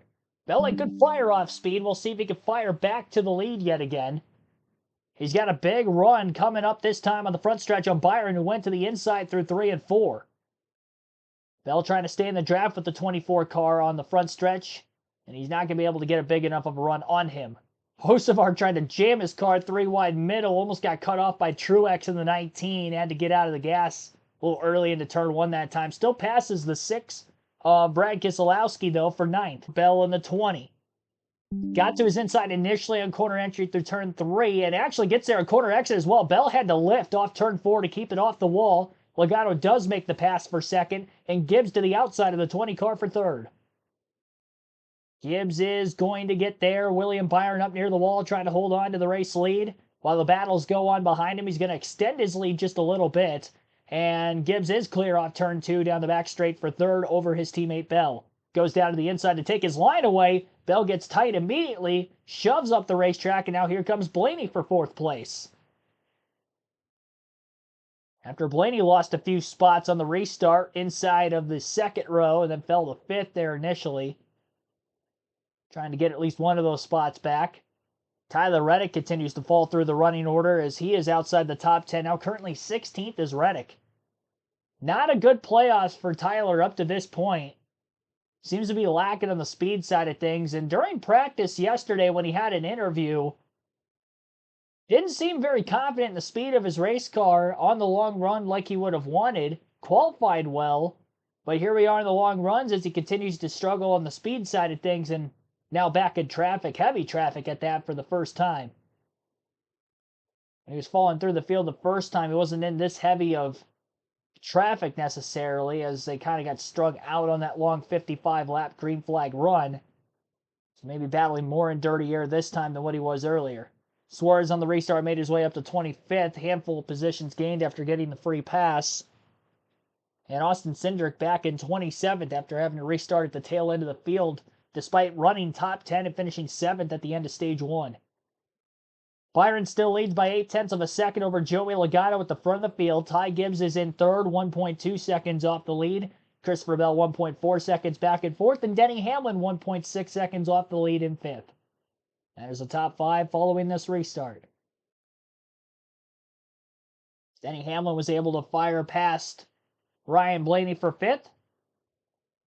So what I've noticed from this race is it seems like the Toyotas are really good on the short run. They're able to fire off fairly well restarts, but as we get into the longer run, they tend to fade the most. Chevy's kind of right in the middle, and the Fords that lose time on the restarts like Blaney has here, he's more than likely going to get that back if we have another long green flag run like we did in stage 1. And for Joey Logano's sake, him being in second and holding on to second right now, barely over Ty Gibbs, if he can hang on second, third, fourth, he's going to have a better shot of winning the stage than Blaney, just like he did back at stage 1 when he ended up second in the stage. Did not have a green flag pit cycling with the 2 yellows in the first stage, so we'll see if we'll have our first green flag stop here about the midway point. As we are seeing some tire fall off, already a second of fall off in just the first 10 laps or so in this stage from their fastest laps that they've ran on the day, which have pretty much been at the very beginning of this restart in stage 2. Byron, Logano each running their fastest laps at lap 88. Same for Hamlin. Lap 88 fastest lap times for Truex, Hocevar, Bowman, Blaney, who are also in the top 10. Kyle Busch in 10th, fastest lap 90. So track is quickening up. Ty Gibbs actually the only driver, as well as Christopher Bell, the only 2 drivers in the top 10 who didn't run their fastest lap of the race on this restart. It's slightly cleaner air at the beginning of the race, running first and second, which is probably why that they did not run their fastest laps in traffic on this restart. Where Gibbs makes the most passes of those at the very front of the field. Again, he sits in third just behind Logano. Joey's still doing a good job holding on to second. Gibbs within a couple tenths of him. Kyle Busch also putting a battle to Martin Truex Jr. for 9th place on the racetrack. And Denny Hamlin, actually, despite Gibbs closing in on Logano, Hamlin may be closing in on both of them even quicker as he gets to the inside of his teammate Gibbs. Slides up the racetrack a little early, though, getting into turn 1, and Gibbs holds on for third yet again. This is as strong as Hamlin has looked so far in the race. Maybe a key adjustment made to his race car during that last pit stop. Off turn 4, Hamlin still can't get alongside Gibbs. Gibbs staying in the draft behind them. And caution flag is out as we have trouble. It looked like off turn 4, Eric Jones has spun down into the grass in the tri-oval. And he appears to be stuck. It looks like that right front tire's flat on the 43. This is going to be very interesting because the 43 was running as the first car one lap down. Larson behind him.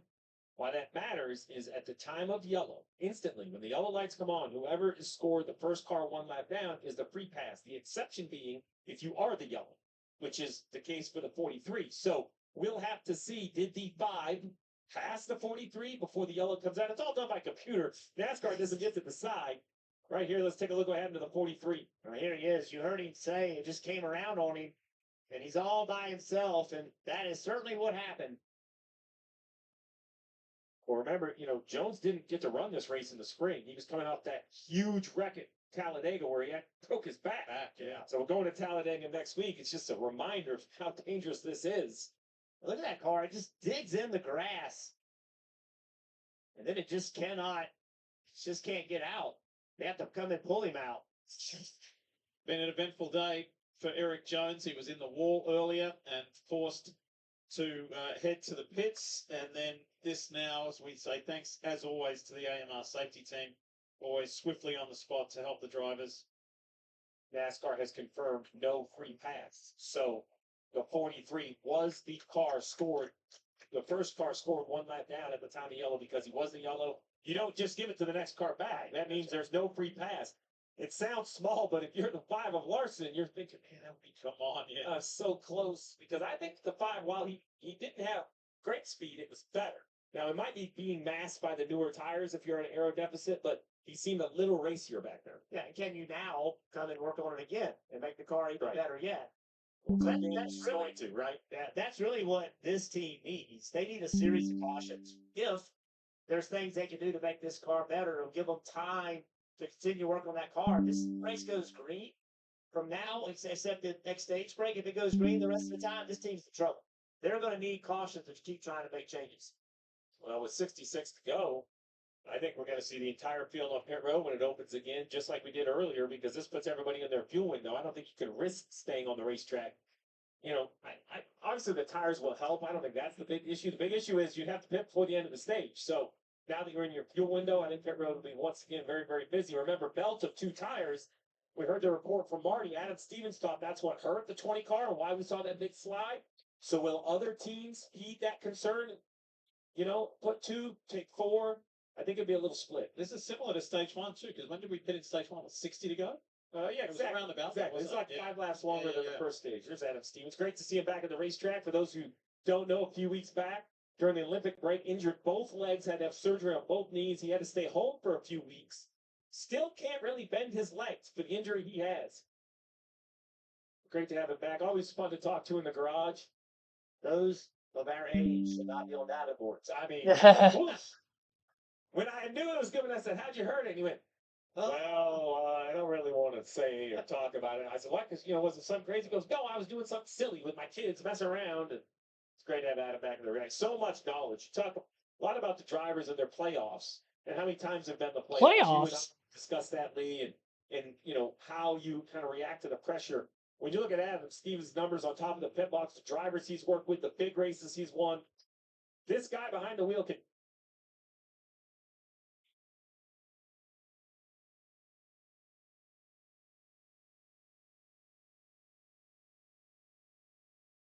do it. There's zero doubt. But I think having that voice in Christopher's head does help, right? I think he does a really good job right there. Like when Christopher slid and lost those spots, he didn't say what happened. He said, "Oh man, that's on me. Yep. You're on 2 tires. I could have done a better job from pit road."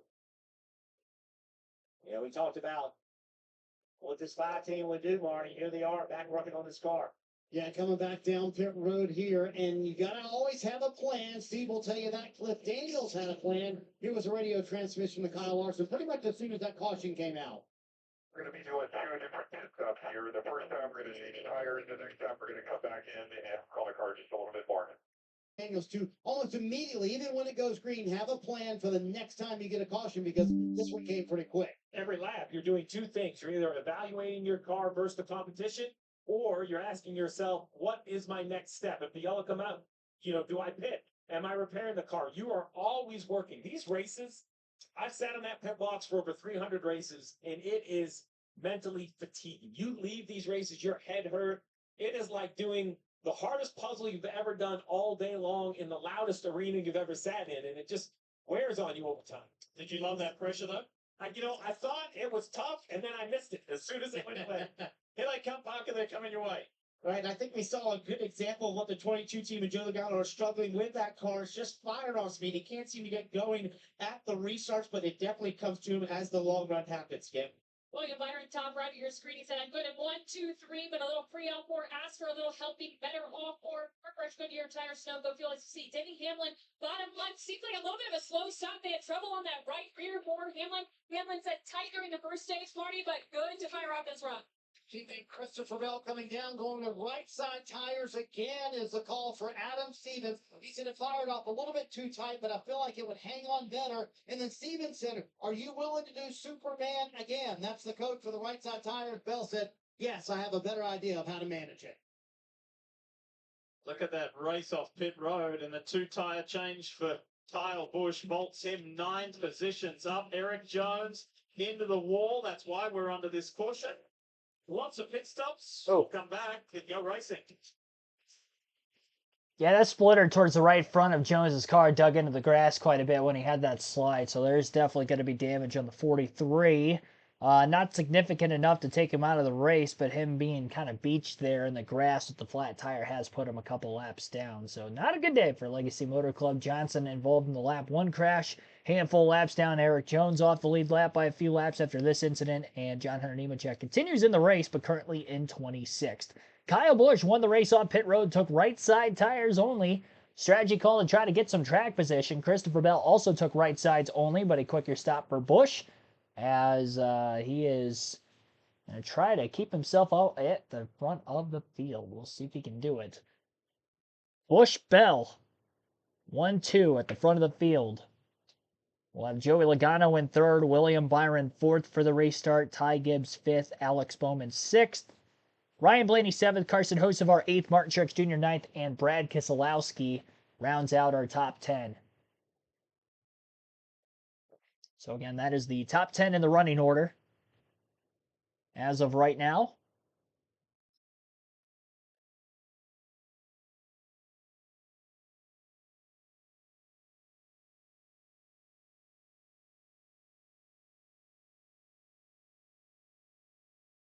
During this commercial break and caution period, we will take another ad break of our own right here on KRC, and we'll get you to the restart on the other side. You're listening live to the Hollywood Casino 400 at Kansas on KRC. Don't forget to vote in the chat poll as well. 68 votes have been casted so far for who you think will win. That closes at the end of stage 2. 54% now, taking somebody other than Larson, Bell, or Hamlin. Larson obviously lapped down. Bell doesn't look to be as good on the long run. Hamlin a little bit better on the long run, I think, than Bell, but I would say that those guys are not the favorites to win this race either. So I'd have to agree with you based on how this race is going right now that somebody other than those 3 may win. Those Penske cars looking a lot quicker than I initially thought they would look, I will say.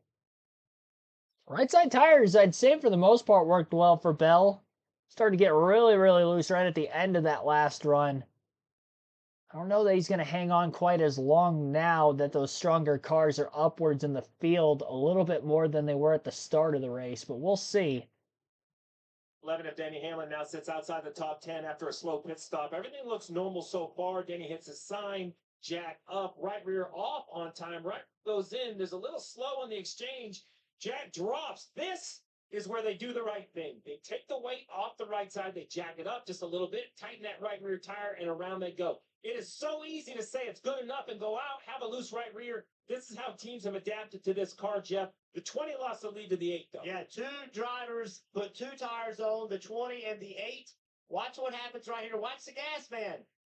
They stay and they fill. He has to sit and wait. Kyle Busch came in 10th. Christopher Bell came in 5th. Kyle Busch came out with the lead. Kyle Busch is not full of fuel here. Now we'll see if does he have enough. You would imagine they think they can make it all the way to the stage, or they would have waited. Zach. You would think, but we have had fuel instances in the past where drivers have been unable to make it to their scheduled distance, despite thinking that they were going to make it the entire run and they weren't saving. So we'll have to wait and see how that works out for Kyle Busch as he is leading for the first time today for this restart. We'll be on lap 105 this time by at the line as the green flag is back in the air at the Kansas Speedway. Kyle Busch getting a nice shove from behind, taking the outside lane as the control car in the restart. Haven't seen that yet today, despite the outside lane, for the most part, being pretty dominant. It was a great shot that Logano gave Kyle Busch. Busch leads easily off turn 2. Logano going for second on Bell. For Bell to have the advantage on these right side tires, he really needs to get to the lead here. On the inside of Logano, not in a great spot. He is going to clear him on corner exit, though. Logano actually has Gibbs to his outside, so he couldn't go all the way up there. Logano now trying to block the 24. Gives him a push on the front stretch. That's going to keep Joey in front of the 54 of Gibbs. Now Logano looking low underneath of Bell. Nowhere near to stay underneath him. Bell all the way to the outside and had clean air with Busch running the bottom, and now Bell's got to run on the 8 car. Bell going for the lead. Busch up high. Bell on the inside. Bell with the slide job attempt through turns 3 and 4. As he goes up the racetrack, Busch is still there. Side by side for the lead off of turn 4. Logano, Gibbs in 3rd and 4th, closing fast. Bell leads that lap at the line, but he's not clear of the 8. Logano to the bottom, 3 wide for the lead into turn 1. Bell clears the 8 in the center of the corner that time and stays in front of Logano, who is trying to stay side by side with Busch yet again. Gibbs with a run, faked low, goes to the middle groove instead into 3 and 4. Hesitated to go 3 wide on the 22 and the 8 down the backstretch. Busch almost grazes the wall off 4 as he's trying to get all he can on that outside lane. Logano was able to clear high off turn 4 for second place, by the way, and now he's going after Bell for the lead in turn 1. Logano on the bottom. Honestly, the Penske cars look really good on the inside. We saw Logano and Blaney actually making passes on cars well down to the bottom lane of the racetrack. We haven't really seen that by anybody all weekend, not just in this Cup Series race. Great handling by the 12 and the 22 to make passes on the inside on the long runs. We'll have to factor in that into a late race battle for the win if they're in contention towards the end. Quick, just see if I may have missed anybody that is just popping in. Kyle Busch, even on those right sides, only still holding on to 3rd. 20 to 22 got by him a couple laps ago, but he hangs on to where he's at. Alex Bowman, by the way, is now battling his teammate William Byron for 5th to be the highest running Hendrick Chevy on track. Got to his outside on the front stretch and clears him into turn 1 on that outer lane. Power move there by Bowman. Can Alex Bowman win this race and advance himself into the next round? Remember, if one of these 12 playoff drivers wins today, they will advance to the round of 8. And they will not have to worry about Talladega or the Roval, the next 2 races in the round, presumed as the wild card races of this round of 12.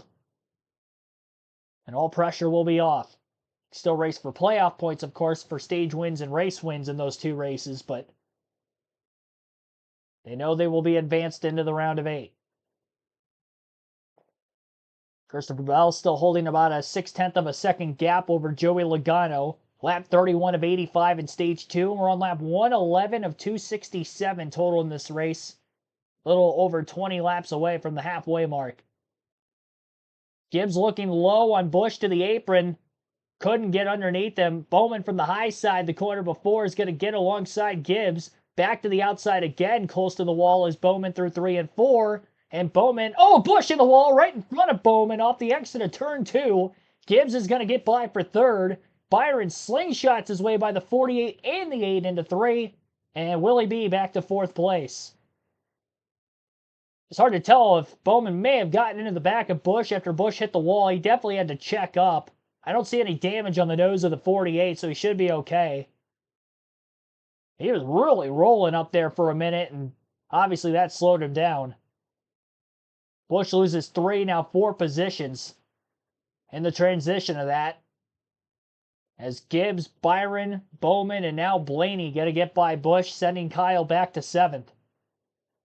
Blaney should be clear off turn 4 this time, and he is easily. Busch may be struggling a lot more at his right sides only versus Bell, who is in the lead and with the clean air. Busch has come close to scraping that wall a couple times today if he hadn't already. I noticed off turn 4 on a couple of those restarts. He's getting all he can and more out of that race car. but in doing so, maybe overdriving it just a bit. Cool scheme on that 48 car, by the way, this weekend. I really like it. Yeah, looking at the nose, I don't think there's any damage on the 48. Not that I can see, at least. 12 of Ryan Blaney getting a power underneath the 48 of Bowman, despite how good Bowman looked for that little bit of time. Is the splitter up off the track more than it should be? I can't tell. It's the only thing that I'm seeing off of the camera that maybe there could be damage to the 48's nose. It looks like it's off the ground quite a bit, but I also need a close-up of some other cars around him to verify that. That splitter's up. That's going to act as if it's a parachute, and it's going to allow for more air to get underneath the car, taking extra downforce away on that diffuser underneath the race car. Lost the spot there to Blaney. Hamlin lost a bunch of spots on pit road. He's trying to get that back. He was in 4th. Now he battles Chase Elliott for 15th. This is about as high as Elliott's been in the running order today after starting at the back of the field. Was unable to get stage points in stage 1. And being outside the top 10 right now, if the top 10 stays the way they are, Elliott would be minus 7 points below that cut line. He came in the last driver above the cut line to start this race.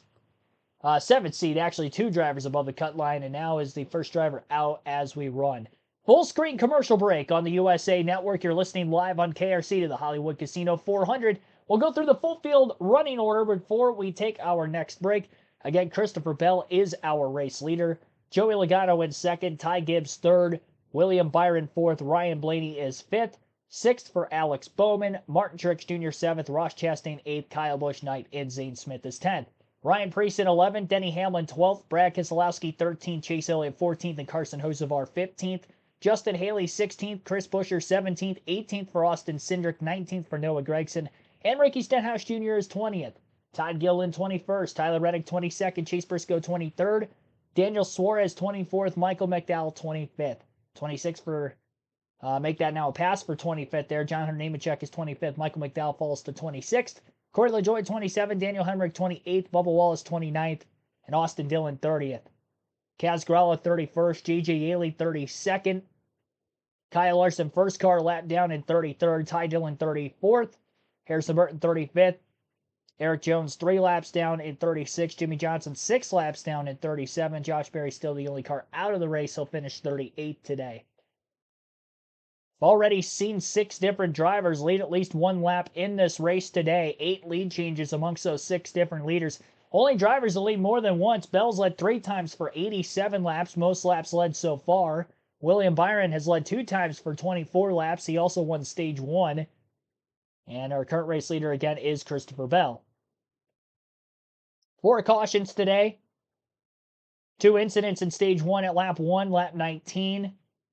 First incident on lap 1 involving Josh Berry, Ty Dillon, Harrison Burton, Chase Elliott, and Jimmy Johnson.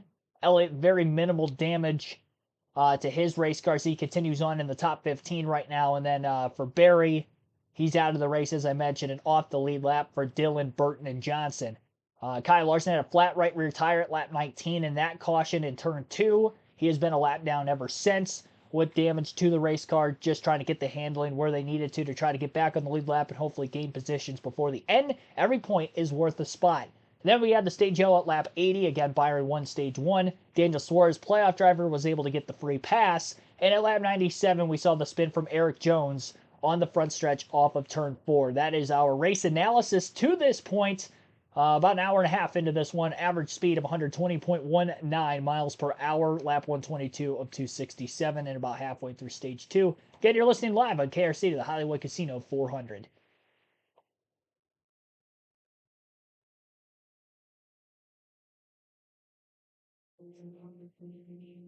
A reminder to download the official app of NASCAR and follow the action with free live scoring, in-car cameras, and radio broadcasts, and you can upgrade to premium for full access to driver audio channels and completely ad-free experience. Search NASCAR in your app store to download and start a free trial. Riding aboard the 31, Daniel Hemrick. the South Point machine.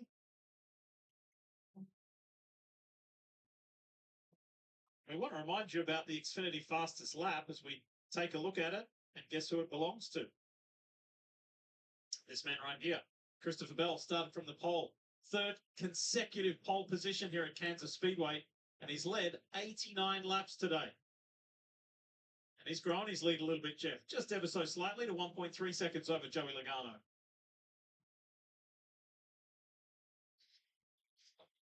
So a little further back, we find Mark Truex Jr. He runs in 7th at the moment, Marty.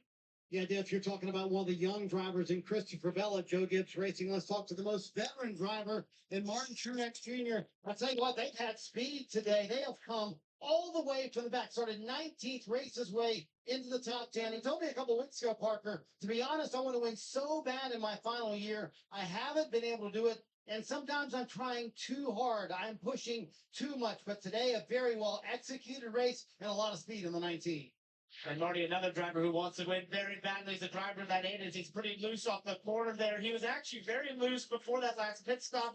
On the edge of the corners, they took 2 tires and has not gotten any better. You've seen that be very sideways at the late exit corner tonight. Everyone's been asking, where's RCR? Where's speed? Does Kyle Busch have to speed these race cars to win races? I asked him about that today, and he said, you know, the frustrating part is when the cars drive well, they just don't have the potential. They don't have the speed that we'd expect when they are driving well. Right now, settling in inside the top 10 on those 2 tires. Behind him, Rackford-Zalowski in that 6th, up to 11th from a 26th starting position. That team had a lot of confidence that qualifying was just not indicative of the speed they had. And we've seen that he got there on pure pace driving to the field. He's got a lot of speed in that 6th, man.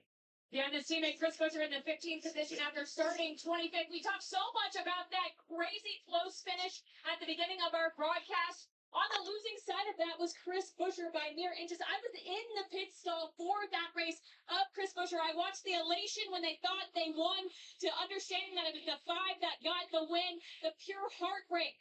Seeing the faces of that team. And I asked them coming into this race, what can we expect? And they said, it's going to be a battle out here today because the playoff guys have elevated their game 5 finish on a 1.5 mile track. So they knew it was going to be sore out here today. Chris complaining the front end wasn't very good to start. The loose steer on the long run for the first half of the race. They made some chassis adjustments, and now he's worked his way up to the 14th position. And Watkins Glen winner continues to go forward, just like his teammate and co-owner Brad Keselowski here driving door to door with Denny Hamlin. Now, while these guys, we're talking about progress, Steve, there are 4 playoff drivers 22nd or worse, and heading that group is Tyler Reddick. He started 4th. He's 22nd. What's going on with the 45? It's been a battle day on pit road for 45. He definitely has not had the pace we expected on the racetrack, and the pit stops haven't really helped him out, right? If you go forward 2 or 3 spots, it can kind of bail you out. But it seems like Marty, this 45 car, lose a couple spots on both pit stops. Yeah, I think, Steve, considering how good they have been here in the past, being the defending winner of this race and also having won last time this tire was run at Michigan a couple of weeks ago, really dominating fashion. Everybody expected them to be much quicker. But, Jeff, I go back to that radio Billy Scott said earlier saying, hey, I want you to get back to the gas sooner. We're really getting killed on the front stretch speed-wise. Tyler Reddick told him right there, you see it. He said, I'm so loose off the corner. If I get back to the gas as early as you want me to, simply put, I'm going to wreck. Well, and that's all you can do as a driver. You have to maximize the potential of the car. If you try to go over, then you're going to hit the wall. And look, his teammate Bubba Wallace is running 28. So neither one of those cars was running very well today. 35 laps to go in stage 2. And as was the case in the opening stage, Christopher Bell dominating. And let's not forget just how quick it went away for Bell when he had that loose moment. Another 2 playoff drivers that are trying to manage this day. Suarez in 23rd, Briscoe in 24th. Yeah, they are right behind. They're right behind Reddick. And these cars are now 0.4 of a second, almost a half a second off of what Christopher Bell is running. A big struggle back here. You know what? I think for Chase Briscoe, if he looks at this first race in the round of last, coming out of Atlanta last, at least if I get some points today, Even though I'm last, as you saw previously on your screen, he's last in the playoff points. Even if I get some points today, I'm in a better position than what I was where I started the playoffs. So we'll see. There's the updated points on your screen right now. He is the 12th and last driver. I like the optimism. Well, you got to look at it that way. I mean, he was the one who spoke optimistically. He said the next 2 tracks I'm feeling good about. We're going to go on 2 tracks in this round are 2 very difficult ones, as it was in the last round. These Hendrick guys continue to battle, but Talladega and the Roval up next, and no telling what can happen at those tracks. The view back was thanks to Ally on board. Alex Bowman's Chevy looking back at his teammate William Byron. So after that contact with Kyle Busch earlier, off turn 2, he's steady. Now he's rallied, and now he's going forward again. So he's got back past his teammate. He's got Ryan Blaney just up the road a little bit. And here are the Team Penske teammates. Joey Logano, the end of stage 1. And now let's do it all over again with 31 to go in stage 2.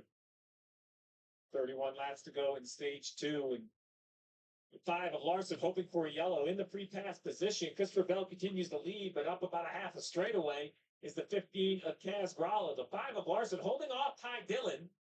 But on the right side of your screen, you see the leader. And on the left, you see Kaz Gralla, kind of the next car up the road, the 43 of Jones, who's already a few laps down. Then in front of him, Kaz Gralla. So Larson wants this yellow before other. It's kind of like this strange repetition of what happened. Like, think about Atlanta. He crashed out. We've already shown you that. Then he had issues at Watkins Glen. And then last weekend at Bristol was his only incident-free playoffs race. Here we go again. We start the round of 12 as Blaney puts it on the inside. Logano. That was aggressive.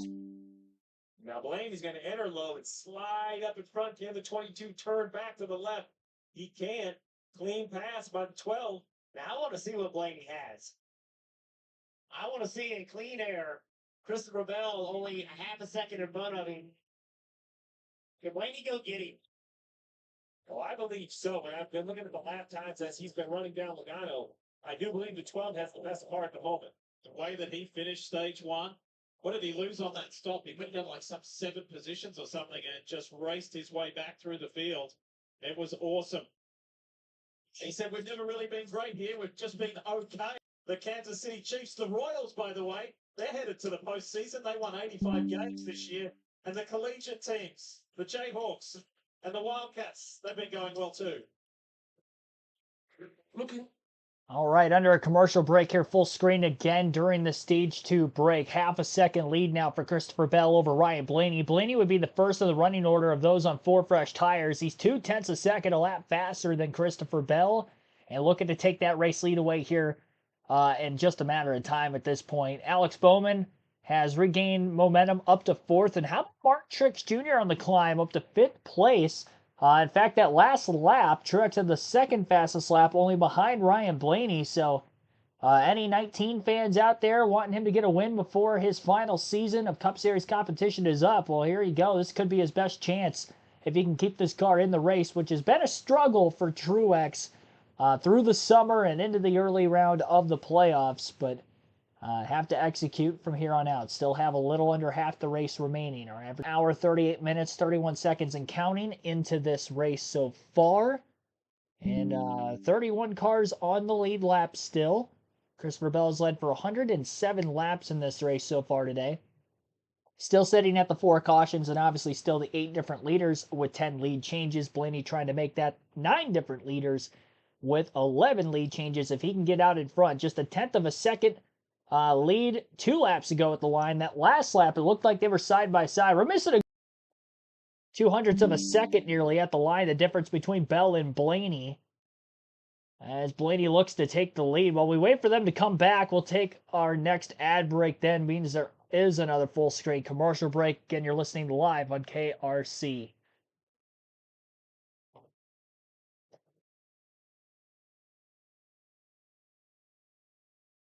Picture me driving a Firebird.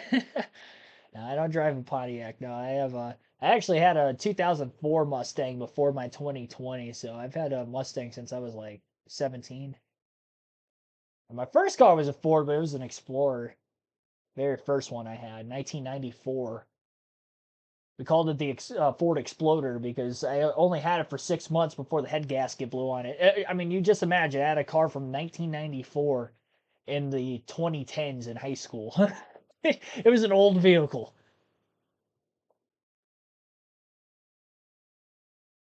Under caution, it looks like during the commercial break. We'll have to wait and see what it's for. 23 laps remain in the second stage of the Hollywood Casino. Blaney did take the lead. The reigning series champion, Ryan Blaney. This is how he got it done. And while that replay runs, we've got a caution on the racetrack. Daniel Hemrick. They got slow in the middle of 1 and 2.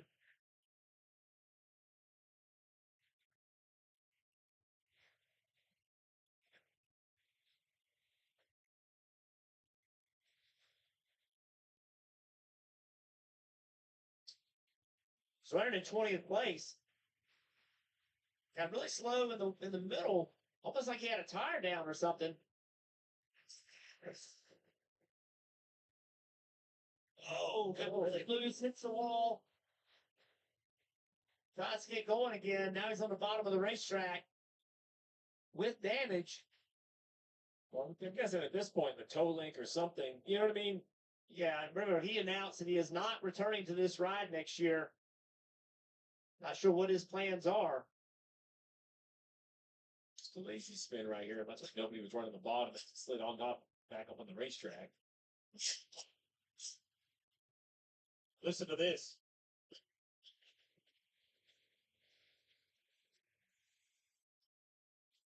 That was a bad break for them, but a good break for Kyle Larson.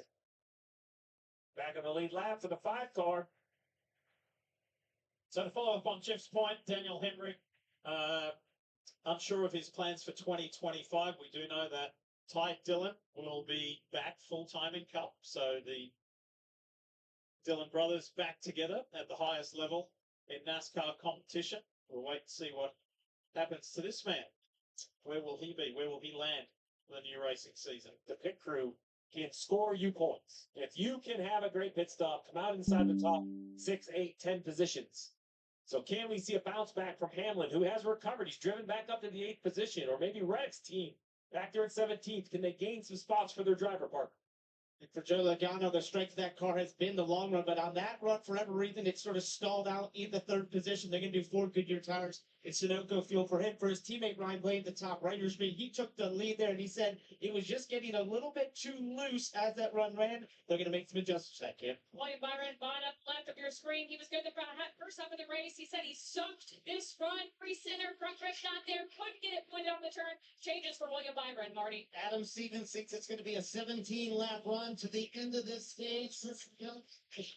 Fresh Goodyear tires, and the number 3 ranked pit crew delivers a gain over the other ones who took 4 tires there. But you see, 2 tires for Zane Smith on that pit stop. It was a good stop too by Ricky Stenhouse Jr. in the JTG Doherty car. This is the cause of the most recent caution. Unfortunately, Daniel Hemrick contact with the wall, and then at turn 2 spun down on the apron. The contact with the wall took place off of turn 4 before the lazy spin on the bottom of the track in turns 1 and 2. So waiting to see exactly how the full leaderboard will look on this next restart. We have to wait for them to cross the start-finish line. Looks like Zane Smith will be the leader here. So again, Zane Smith not taking tires like the rest of the field there is going to be the leader. And that's an interesting strategy call. He's not in the playoffs. And obviously cannot make it upfield to the end of the race from here. But with only 20 laps to go in the stage, tires mattering, about a second to fall off after 10 laps. Not every 10 laps, but after 10 laps, and then it still gradually falls off after that. Definitely expected teams to come down and pit for tires there. Christopher Bell did a good job, though, with those right side tires only. Kind of got bailed out with this caution, really. The caution didn't end up coming out. He may have lost more positions before the end of the stage, but after just getting past for the lead and only falling back to second, this put him in a better spot. Now he could take forward, try to keep this track positioned again.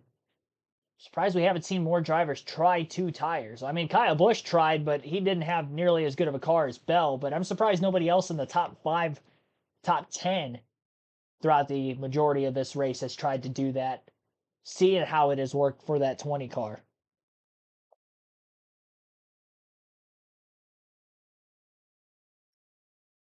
By the way, thanks for that 99-cent super chat earlier. I don't know what the actual channel name is there for Vikings 3129. I don't know what the your usual channel name is for that. That's hilarious though. I saw that, I laughed. I figured they lost. I'm surprised they even got that close, to be completely honest. I was unaware that the comeback was on the comeback. If that makes any sense. We're going to have less than 120 laps to go in the restart. Less than 20 to go in the second stage. To join NASCAR's free rewards program and start earning points to turn into Actually, log out, log back in real quick so we're all caught up. I think there was a slight lag earlier. Yeah, Denny Hamlin back on pit road. He called up to the crew and said, "Is everything tight?"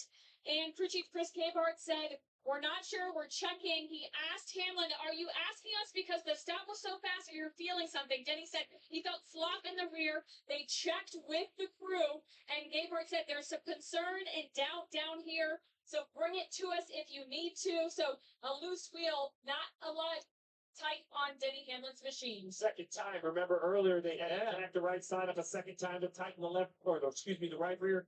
Now on the left side, obviously some concern. They had to come back down. He was running inside the top 10, right, Jim? 6. He was running, he came off pit road in 6, so that was an opportunity to earn some stage points. Watch the 45. Tyler Reddick's got to go around Todd Gilliland. Ends up with this car pointed directly to the wall. Very difficult to get around when a guy's behind you. But overall, I think this worked out okay. Great job by the crew, too. You know how the rear teacher has to run out there in traffic, ends up beating the 38. So I don't know if that helps Denny Hamlin, but the car he owned had a good pit stop. Kind of ran over the hose of the pit box in front of him. Couldn't tell exactly who it was. Here we go for the restart. Inside row 1, you got Zane Smith. We'll see how he'll do on older tires. Green flag back in the air. Christopher Bell, who has dominated in the laps led department outside row 1. Field doubled up. 17 laps to go in the stage. Down into turn 1. Bell on the outside for the race lead. 3 wide and 4 wide in the middle of the pack. Further back yet again. We've been seeing that all day today. Still 4 wide. Corner exit off turn 2. They've made it that far until now. Justin Haley slides to the inside of the racetrack. Spins to keep it off the inside retaining wall. John Hunter Nemechek also collected in the 42. Again, Haley is in the 7 car after the driver swap between him and LaJoy. So that was Haley that spun down the track. That was a little bit behind where they were 4 wide, I think. Have to wait to see a replay on that. 16 laps to go. I guess we listen back into the NBC booth yet again. Yellow roof in the middle, all the way back. Man, whoa. Wow, big hop by the 42. I don't know what exactly happened. Something seems completely amiss for the 7 to just turn dead left on the 42.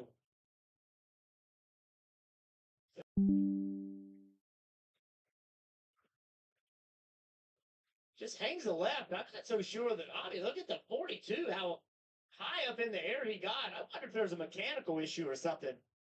I can't wait to hear what Justin Haley has to say. Remember, that's Haley behind the wheel. First week in the 7 for Spire.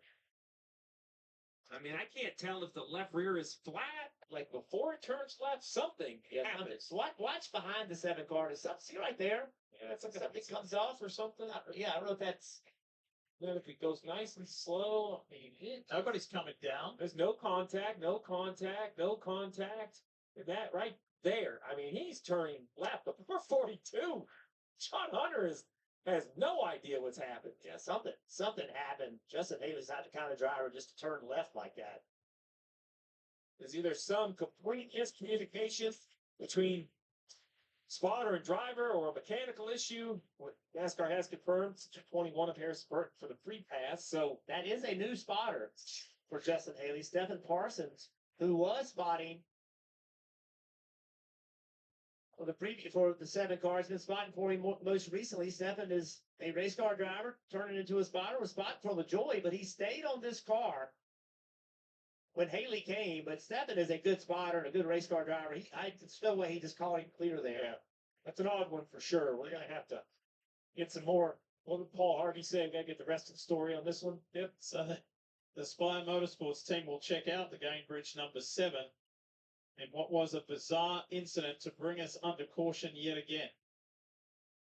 Let's talk more about the ongoing Kyle Larson story with Marty Snyder. Marty? Ongoing diff is a very good phrase for the caution before this. Cliff Daniels took the opportunity for the 8th pit stop of the day for Kyle Larson to get him fixed up. I asked him, is there a percentage of where the car is? 100%, 90, 80? He said, really hard to say, but I know this. Every stop, we're getting it much closer in the window. And when they were down a lap, Jeff, he looked me right in the eye and he said, if we get back on the lead lap, which they now have, we will finish top 15, you mark my words. So still some confidence in the 5 camp. This day is not over, and a top 15 finish is not out the window.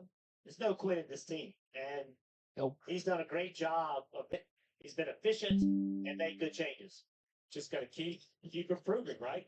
Continue. Crew chief, check this view out. Oh, John Hunter Nemechek, wrong place, wrong time. Front end of that car got airborne. Crazy.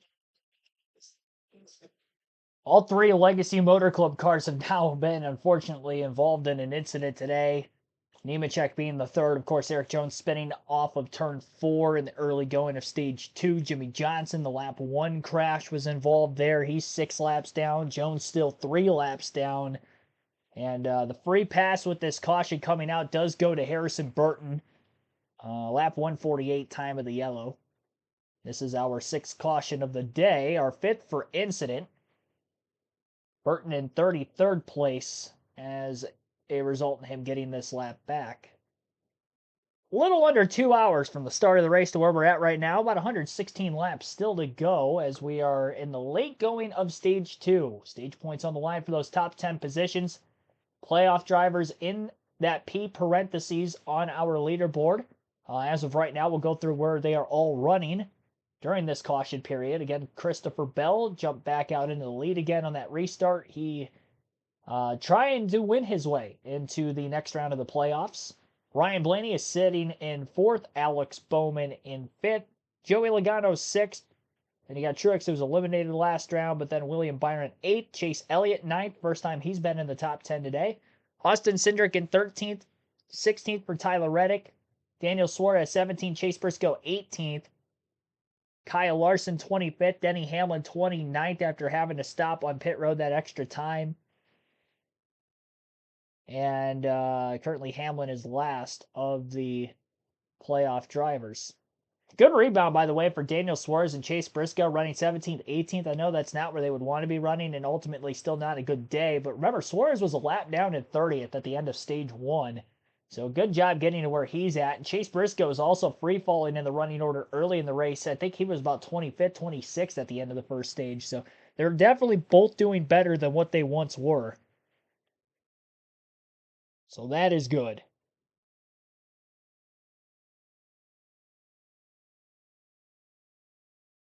Hotel Casino and Spa, your ultimate pit stop on the Las Vegas Strip. South Point, everything you want, all under the one We're dissecting the radio on the 7, kind of going through and reading the radio transcript. It seems like Justin Haley apologized to his team. Stephen Parsons, Jeff, you pointed out, first race together, was calling this inside and out, inside and out.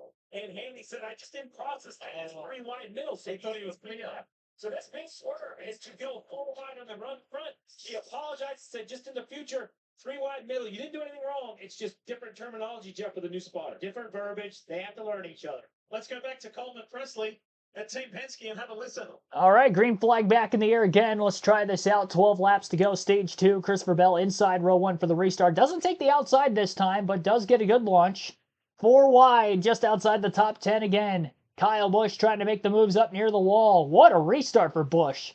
Past a couple rows of 4 wide if he's able to clear off turn 2, and he does. He's still 3 wide with a couple cars underneath him. And Zane Smith, a pretty good restart for the most part, was able to pull clear for 2nd. Took a fight initially to Bell on the inside into turn 3, but couldn't stay with the 20 car. Alex Bowman running in the third place position just behind Smith, looking for second into turn one, second lap after the restart.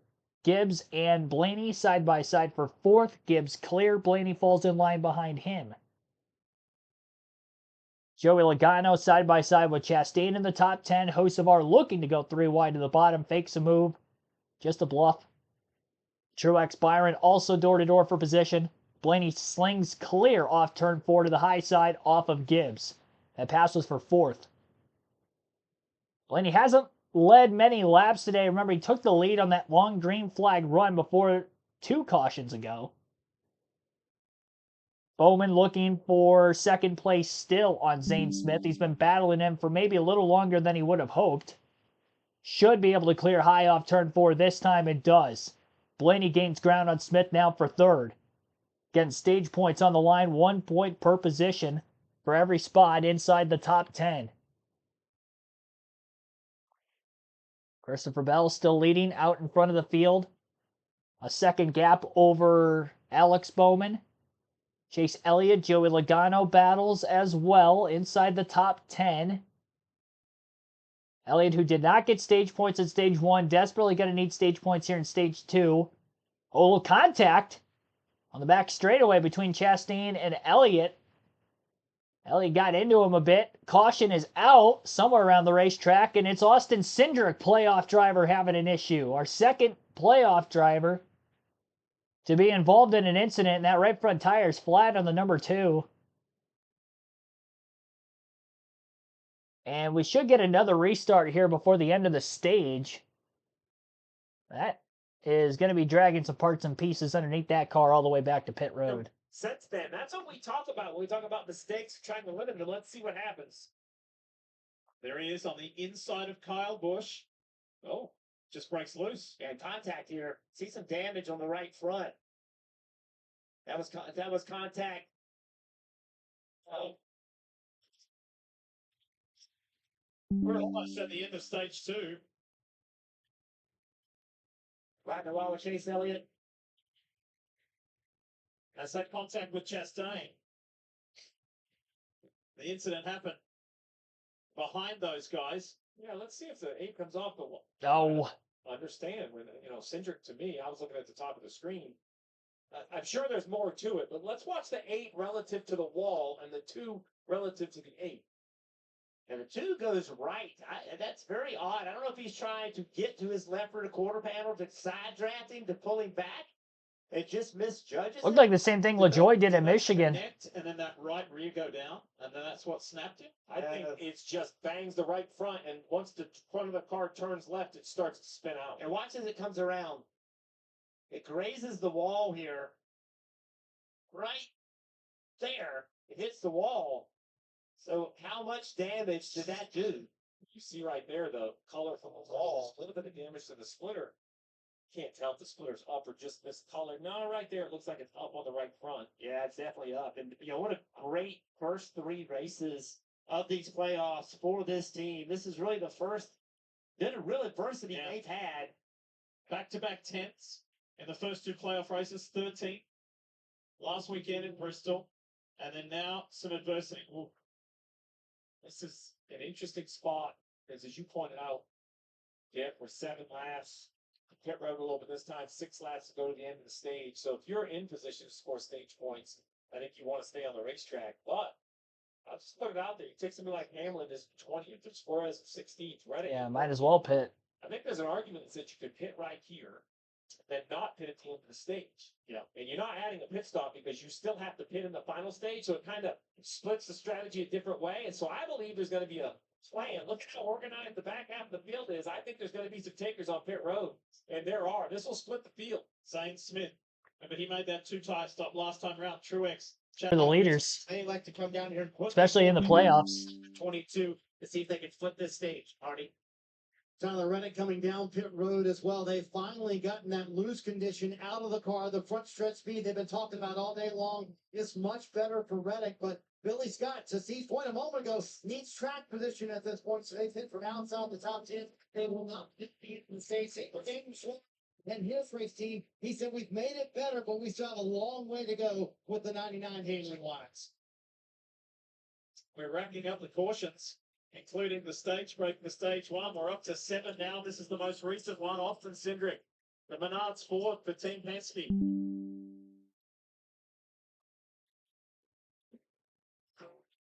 All back under caution flag yet again. Cautions breeding cautions here in the late going of stage 2 in the Hollywood Casino 400 at the Kansas Speedway. As of right now, we are under our 7th caution of the race, and we will get a restart before the stage ends, so that will end up 5. Split strategy for those who pitted and those who did not. Which honestly, I kind of prefaced it right as some of the cars at the front of the field were coming to pit road. I personally, if you are a playoff driver especially, stay out at the end of the stage. While tires matter, we haven't had many green flag laps on the current set of tires we have on the car right now. And if you're at the very front of the field, I think the likelihood of you falling outside of the top handful of positions over a long green flag run is probably going to happen with as many cars that, or is probably not going to happen, excuse me, but as many cars that did pit, or if you pit at the stage end, you're going to be very deep in the field. And you're only going to have, by the time we restart, about 2 to 3 lap fresher tires than the rest of the field. It's just not worth it. You're not going to be able to gain much of that track position back unless you have one of the faster cars in the field, which a lot of these guys at the front do, but even then, I mean, through stage 3, maybe they get back into the top 5. I don't think they get back into race winning contention at the very least. More cautions that come out, I think will only help them into stage 3 as well. If we continue to get shorter runs, unless they end up pitting, then it would end up hurting them in that retrospect. Definitely interesting to see how this goes. Had to come down to pit lane once again because they had a loose left rear wheel. Oof. Also, we saw him lose. That was Logano, by the way, who had to come back. Whoa. Yeah. What? Man, this thing. Hey, the gas, I go nowhere. They just not have had the speed. We'll see if this can help ski. 2 of the 3 drunk. All right, 4 laps to go in the restart. Bell, Bowman, front row. Good push by Blaney to the back of Bell, and that's when Bell launched in the restart zone, so he's going to build a gap up between himself and Blaney. Bowman was able to side draft down on the inside of the racetrack and still pull his way nearly around the 20 car. Couple of blocks and 4 and 5 wide off the exit of turn 2 in the middle of the pack. Bowman slingshots, he's out in front for the first time today. Gaggle of cars enter turn 3, still 3 and 4 wide mid-pack. Christopher Bell at the front of the field in second place, got up against the wall. He's losing multiple positions here at the end of the stage. Blocks Elliott, almost got turned. And Bell may fall out of the top 10 here before it's all said and done with 3 to go in stage 2. Looked like he just overdrove it. Got up against the fence right in the center of 3 and 4. Gibbs was able to get by for second, Blaney to third. Byron up to 4th, Keselowski into the top 5 for the first time. Alex Bowman in the 48 leads, trying to get a stage win. 2 laps to go in the stage. Can he hold off Gibbs? Still knows the tail down the back straight. 3 wide middle is Truex between Busch and Briscoe. Briscoe the only playoff driver in there, and he's gotten into the top 10. He's trying to get some stage points here into the end of this stage. Busch and Truex both clearing by the exit of turn 4. Not a great corner for the 14. Reddick, Hamlin, Chastain 3 wide just behind the 14 car. That'll help him try to hold on to 10th. As we work the final lap of stage 2, Ty Gibbs is close to within about a car length and a half of Alex Bowman for the lead. Into turns 3 and 4, he's going to charge to the bottom of the racetrack. Bowman goes to the bottom. Gibbs overdrove it, slides up the racetrack. Will hang on to second. As in front of him, Alex Bowman in the 48 car is going to win stage 2 here at Atlanta. Ty Gibbs second, Ryan Blaney third, William Byron fourth, fifth for Brad Keselowski, sixth for Carson Hocevar after the rookie finished 10th in stage 1. Kyle Busch 7th, Martin Truex Jr. at 8th. Chase Elliott 9th, and Chase Briscoe rounds out the top 10. And again, all those drivers receiving stage points in this second stage.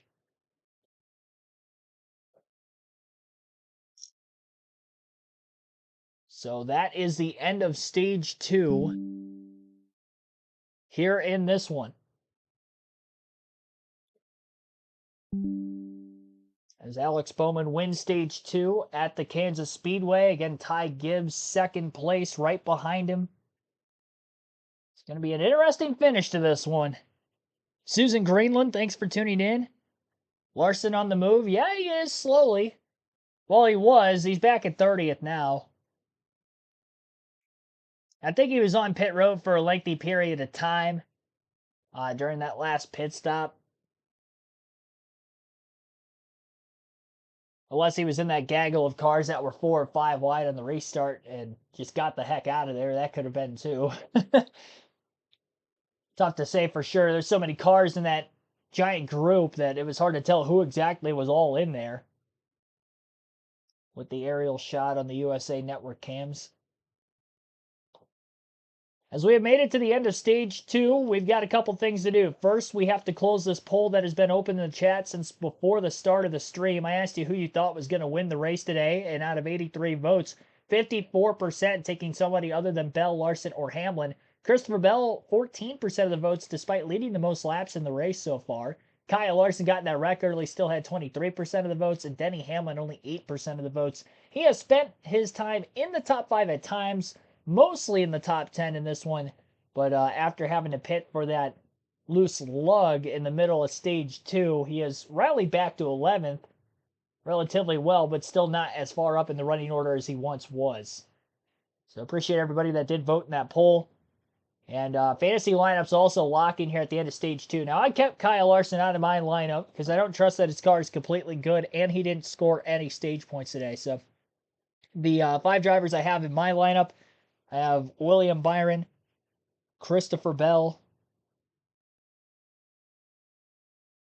Let's see here. William Byron, Christopher Bell. Got to wait for it to refresh.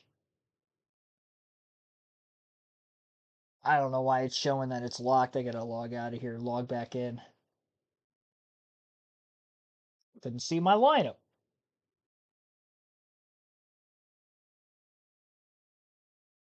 Give me one quick second.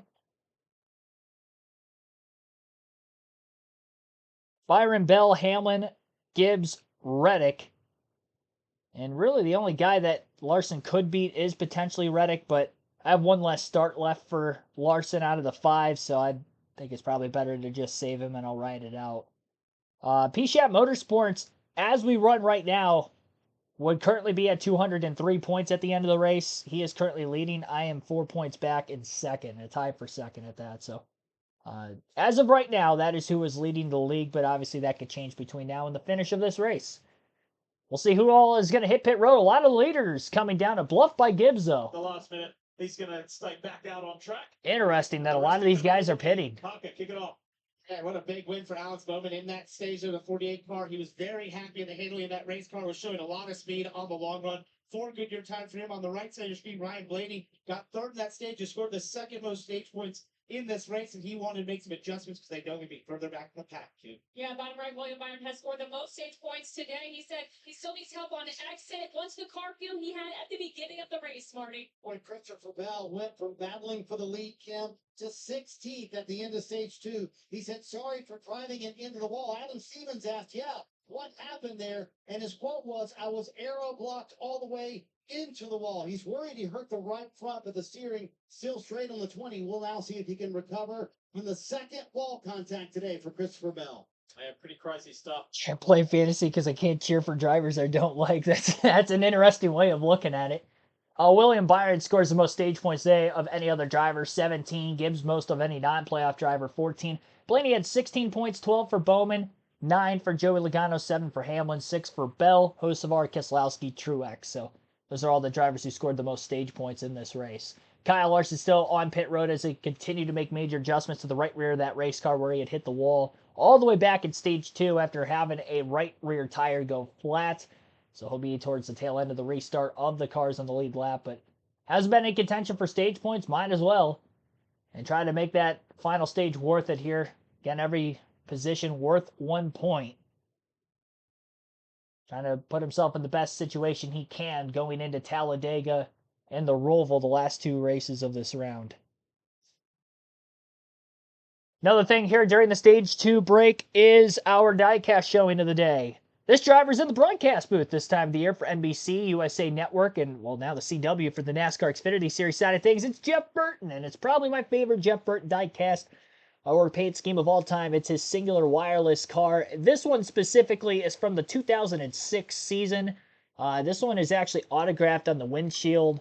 I had bought this pre-autographed, so, you know, whoever had autographed it before maybe autographed it while it was released from Lionel at the time. Whatever the case is, it is autographed, and one of the very few that is autographed.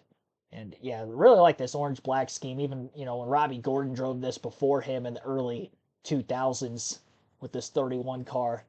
Jeff Burton always had some pretty good schemes, not only with this 31, but I thought even in his Roush day, had a scheme very underrated.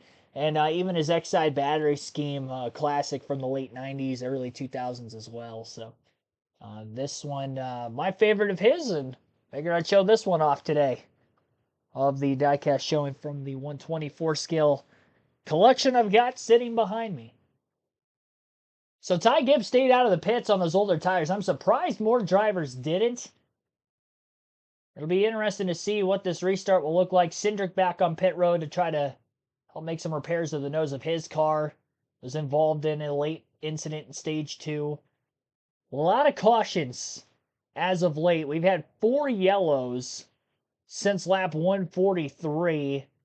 To where we are at right now at lap 170. In 27 laps, we've had 4 cautions. This one obviously was going to come at the end of Stage 2 at lap 165, but here we are now, less than 100 laps to go. Awaiting the restart to begin Stage 3. Just getting through the choose rule. They'll be going green this time. We'll take a quick break before that. Again, you're listening live right here on KRC to the Hollywood Casino 400.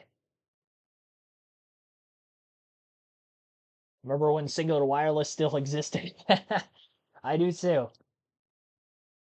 We're both getting up there, I guess. You quicker than me because you're a couple years older than I am, as you stated in the chat already.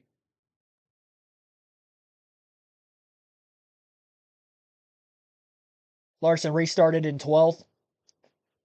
Yeah, he definitely fell back on that restart then. He was scored in 30th, right at the end of the stage. All right, here we go for the restart.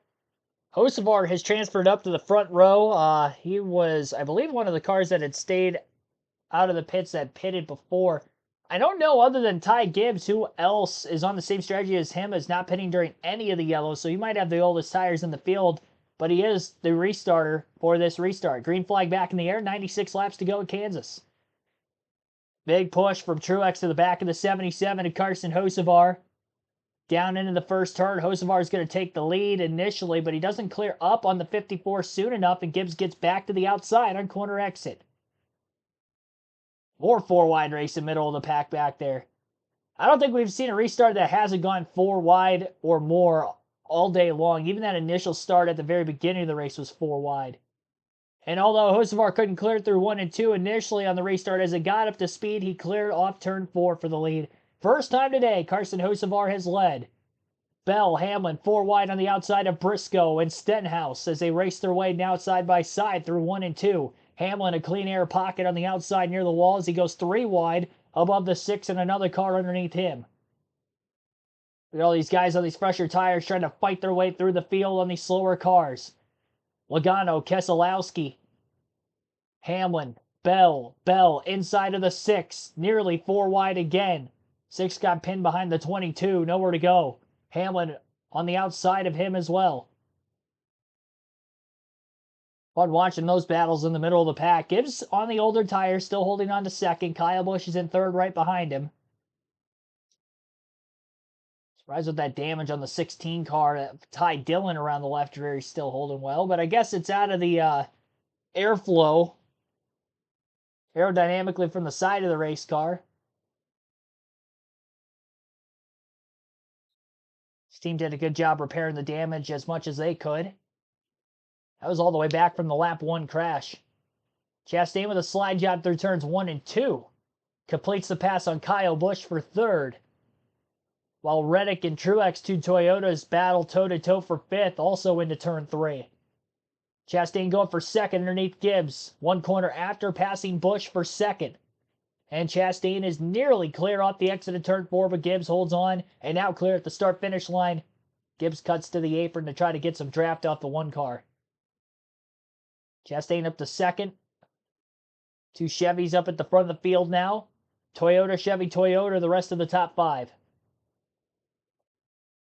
Playoff drivers from the restart and where they're running, a lot of them further back in the traffic after pitting, after getting stage points with all the cautions and how they played out in stage 2. They're now backwards to begin this final stage. Tyler Reddick in 6th is the highest running of the 12 playoff drivers as of right now. And he's been kind of mid-pack most of this day from stage 2 on. William Byron's in 9th. He's led already a little bit today. Alex Bowman, who won stage 2, is in 11th. Daniel Suarez 12th. Denny Hamlin 14th. Joey Logano 16th. 20th for Chase Elliott. 21st, Christopher Bell. 22nd, Chase Briscoe. Ryan Blaney 24th. He really fell behind on this restart. Kyle Larson 28th. And off the lead lap would sit Austin Cindric 34th. He's the first car 1 lap down. And he's actually the only car that's 1 lap down. So next caution, if it comes out soon, Austin Cindric will get back on the lead lap. Quick battle for the lead. Not much of a battle. Ross Chastain to the point as he makes the pass on Hocevar through turns 1 and 2. And no crossover attempt from the 77. First lead of the race for the rookie. Hocevar short-lived. He's ran top 10 quietly for most of the day. Again, 10th at the end of stage 1, 6th at the end of stage 2, and now running 2nd with about 88 laps to go in this race. Ross Chastain in the 1 car continues to lead. And now trying to pull away a bit from Hocevar. Kyle Busch trying to run down the 77 car for 2nd once more. Hit a big block on Tyler Reddick a little bit ago, and Busch did a great job also passing Ty Gibbs for 3rd. Shortly after that block he threw on Reddick from the restart. Such a big block, Reddick had to lift, and he actually lost a spot to Truex, who was on his outside, so that's how Reddick fell to 6th where he's at now. William Byron has charged his way to 7th, and I think Byron is first on the leaderboard of those that would have pitted during the stage break itself, that had those 4-lap fresher tires than those above him. And then Bowman in 9th, I think, would be the next highest in the running order. Gap back to Hamlin. Surprise, Ryan Blaney's back in 22nd where he's at right now. He really lost a lot of time on that restart. It's as deep in the field as he has been so far today. Wasn't able to find those clean air pockets.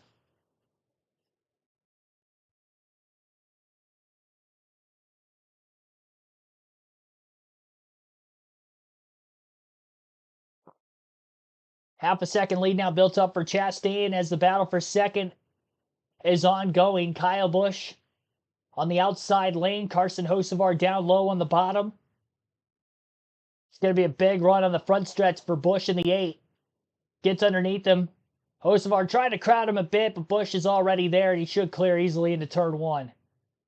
Kyle Busch to 2nd place, looking for a win to snap his career-long winless streak and trying to keep his streak alive of most wins in consecutive seasons, which is currently at 19, trying to make it 20, which would be most all-time in NASCAR Cup Series history.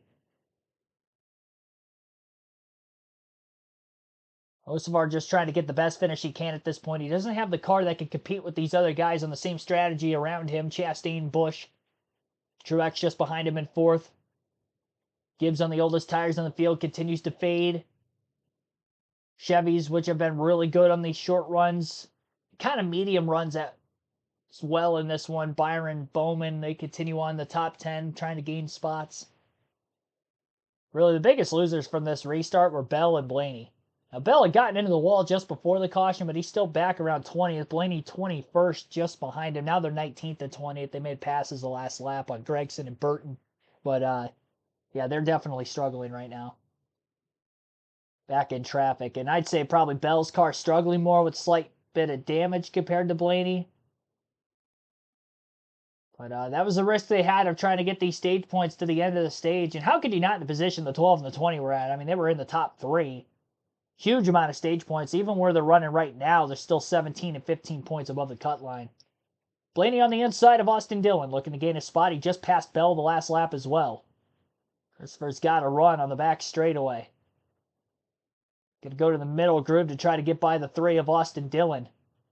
Also going to get alongside Blaney, and they are very close to making contact off turn 4. Hood flaps came up on the 12. A lot of side force being created between the two cars. That was a great job by Bell going up the middle to make that pass on the 12 for position. So he got by Dillon and gets his spot back on the 12 after losing it the lap before. Ty Gibbs going to lose out on a top 5 run as of right now, as William Byron will get by him. The pass was for 5th. Reddick also right there behind Gibbs. Reddick needed this strategy because he hadn't been in the top 10 since early in this race after qualifying in 3rd. William Ayers reacts. Thanks for tuning in. See you in the chat. Thanks for everybody else that has tuned in here throughout the course of this race. 81 laps to go at Kansas. Interesting to see how this is all going to shake out. Everybody still has to pit one more time in this race. And it'll be interesting to see when it will come. Byron getting by Hocevar for 4th that lap. Reddick got by Gibbs, but then back around the outside of Reddick goes Gibbs. Gibbs took advantage of Reddick getting very, very loose off turn 2. There's a big step out from the rear of that race car from the 45. He made a great save, but lost that spot he just gained in doing so. And Bowman got to the inside of him through 3 and 4 and is trying to overtake him for a spot. Bowman side drafts on the front stretch, might be able to make this pass in 1 and 2. Sails it off in there, slides to the top of the racetrack. And Bowman has it. Reddick right behind him. Cut him a break, lifted off the exit of the corner, and they'll try to keep their momentum up. Hand out the window there for the 40-80. Appreciated Reddick getting out of the gas for him. Bowman is definitely quicker. It was an aggressive move that worked out. A clean pass for Alex as he moves to 7th. Bowman's got a good car that can win this race. He won stage 2 for a reason. Kind of crept up into the top 5 on speed, took advantages on those restarts, and was able to get to the lead and win the last stage. And now he is 2nd of those on 4 fresh tires, only to his teammate William Byron, who sits a couple positions in the running order ahead of him. Big charge to the bottom of the track again for Bowman, this time through 3 and 4, underneath Ty Gibbs. Side by side off turn 4. Reddick going to get a run at both cars. He knows he's faster than Gibbs, but not as fast as Bowman. He'll follow Bowman on the inside. Bowman clears the 54 up high. Reddick is going to have to wait another corner to try to get by Gibbs again. Longer it takes for Reddick to get by Gibbs, more prone he's going to be to getting passed by cars behind him who have been better throughout the course of this race. Denny Hamlin's right there with those 2 cars, the 2 Toyotas around him, Gibbs and Reddick. Blaney has gotten to 18th. Christopher Bell to 16th from the restart. Again, everybody has to pit one more time in this race. Deal window will open with about 60 to 65 laps to go.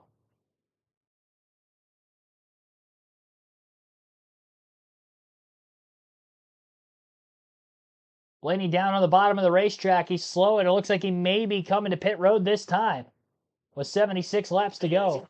He's finally had enough with 7 to go. 76 to go now in the race. He can no longer ride it out. The 12 of Blaney on pit road, partner. And you nailed it there. This does not put them in their fuel window as well, so it's kind of a disastrous situation for the 12. They're going to come down here and change all 4 tires to try and alleviate this loose wheel, but disastrous outcome here in stage 3 for the 12 team that had this loose wheel this time, and you can see how it takes out. That happened. Look at as well. His teammate at Team Penske, he had to come back in for a wheel that wasn't tightened to the optimum level. And Logano, fortunately enough for him, did come down to pit road to retighten that lug nut during the last caution. For Ryan Blaney, obviously under green, this is going to put him more than likely a lap down. I don't think they changed tires on the 12. I think they just retightened the lug nuts that were already on there to try to keep him potentially on the lead lap. At the very least, the first car lap down if he does fall off the lead lap. So we'll have to keep an eye on the leaderboard on exactly where he's at. Kyle Busch has ran down Ross Chastain for the lead. Busch getting better on this longer run. Chastain was pulling away from him initially, but not anymore. Meanwhile, Denny Hamlin passes Carson Hocevar for 6th as he tries to run down the 24 and the 48 now in front of him. Busch lost a lot of time through turns 1 and 2 to the one car of Chastain there. I think that's Jimmy Johnson on the bottom of the racetrack losing another lap. One car got around him as well as the 8 on the front stretch.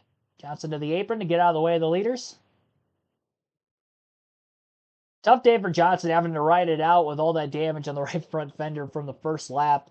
But kudos to him for toughing it out and still trying to log some laps in. Could have easily quit. Nobody would have blamed him, but the 7-time champion still riding it out there. Outside the top 30 for the entirety of this race so far. So Ross Chastain leads as of right now. Again, Kyle Busch is in second. 0.3 of a second off the lead. 2.5 seconds back in third is Martin Truex Jr.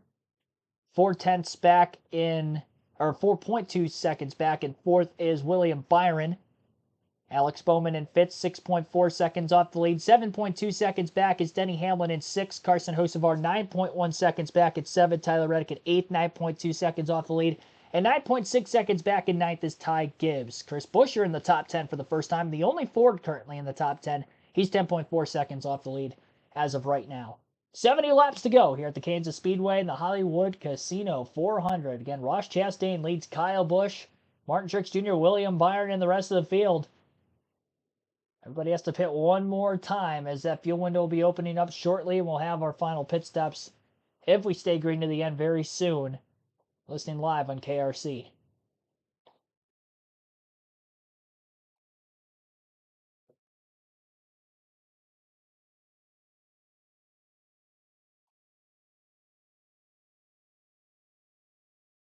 I didn't mention it yet, but also that Stage 2 win for Alex Bowman was his very first stage win of the season. So Byron got just his second stage win of the year in Stage 1.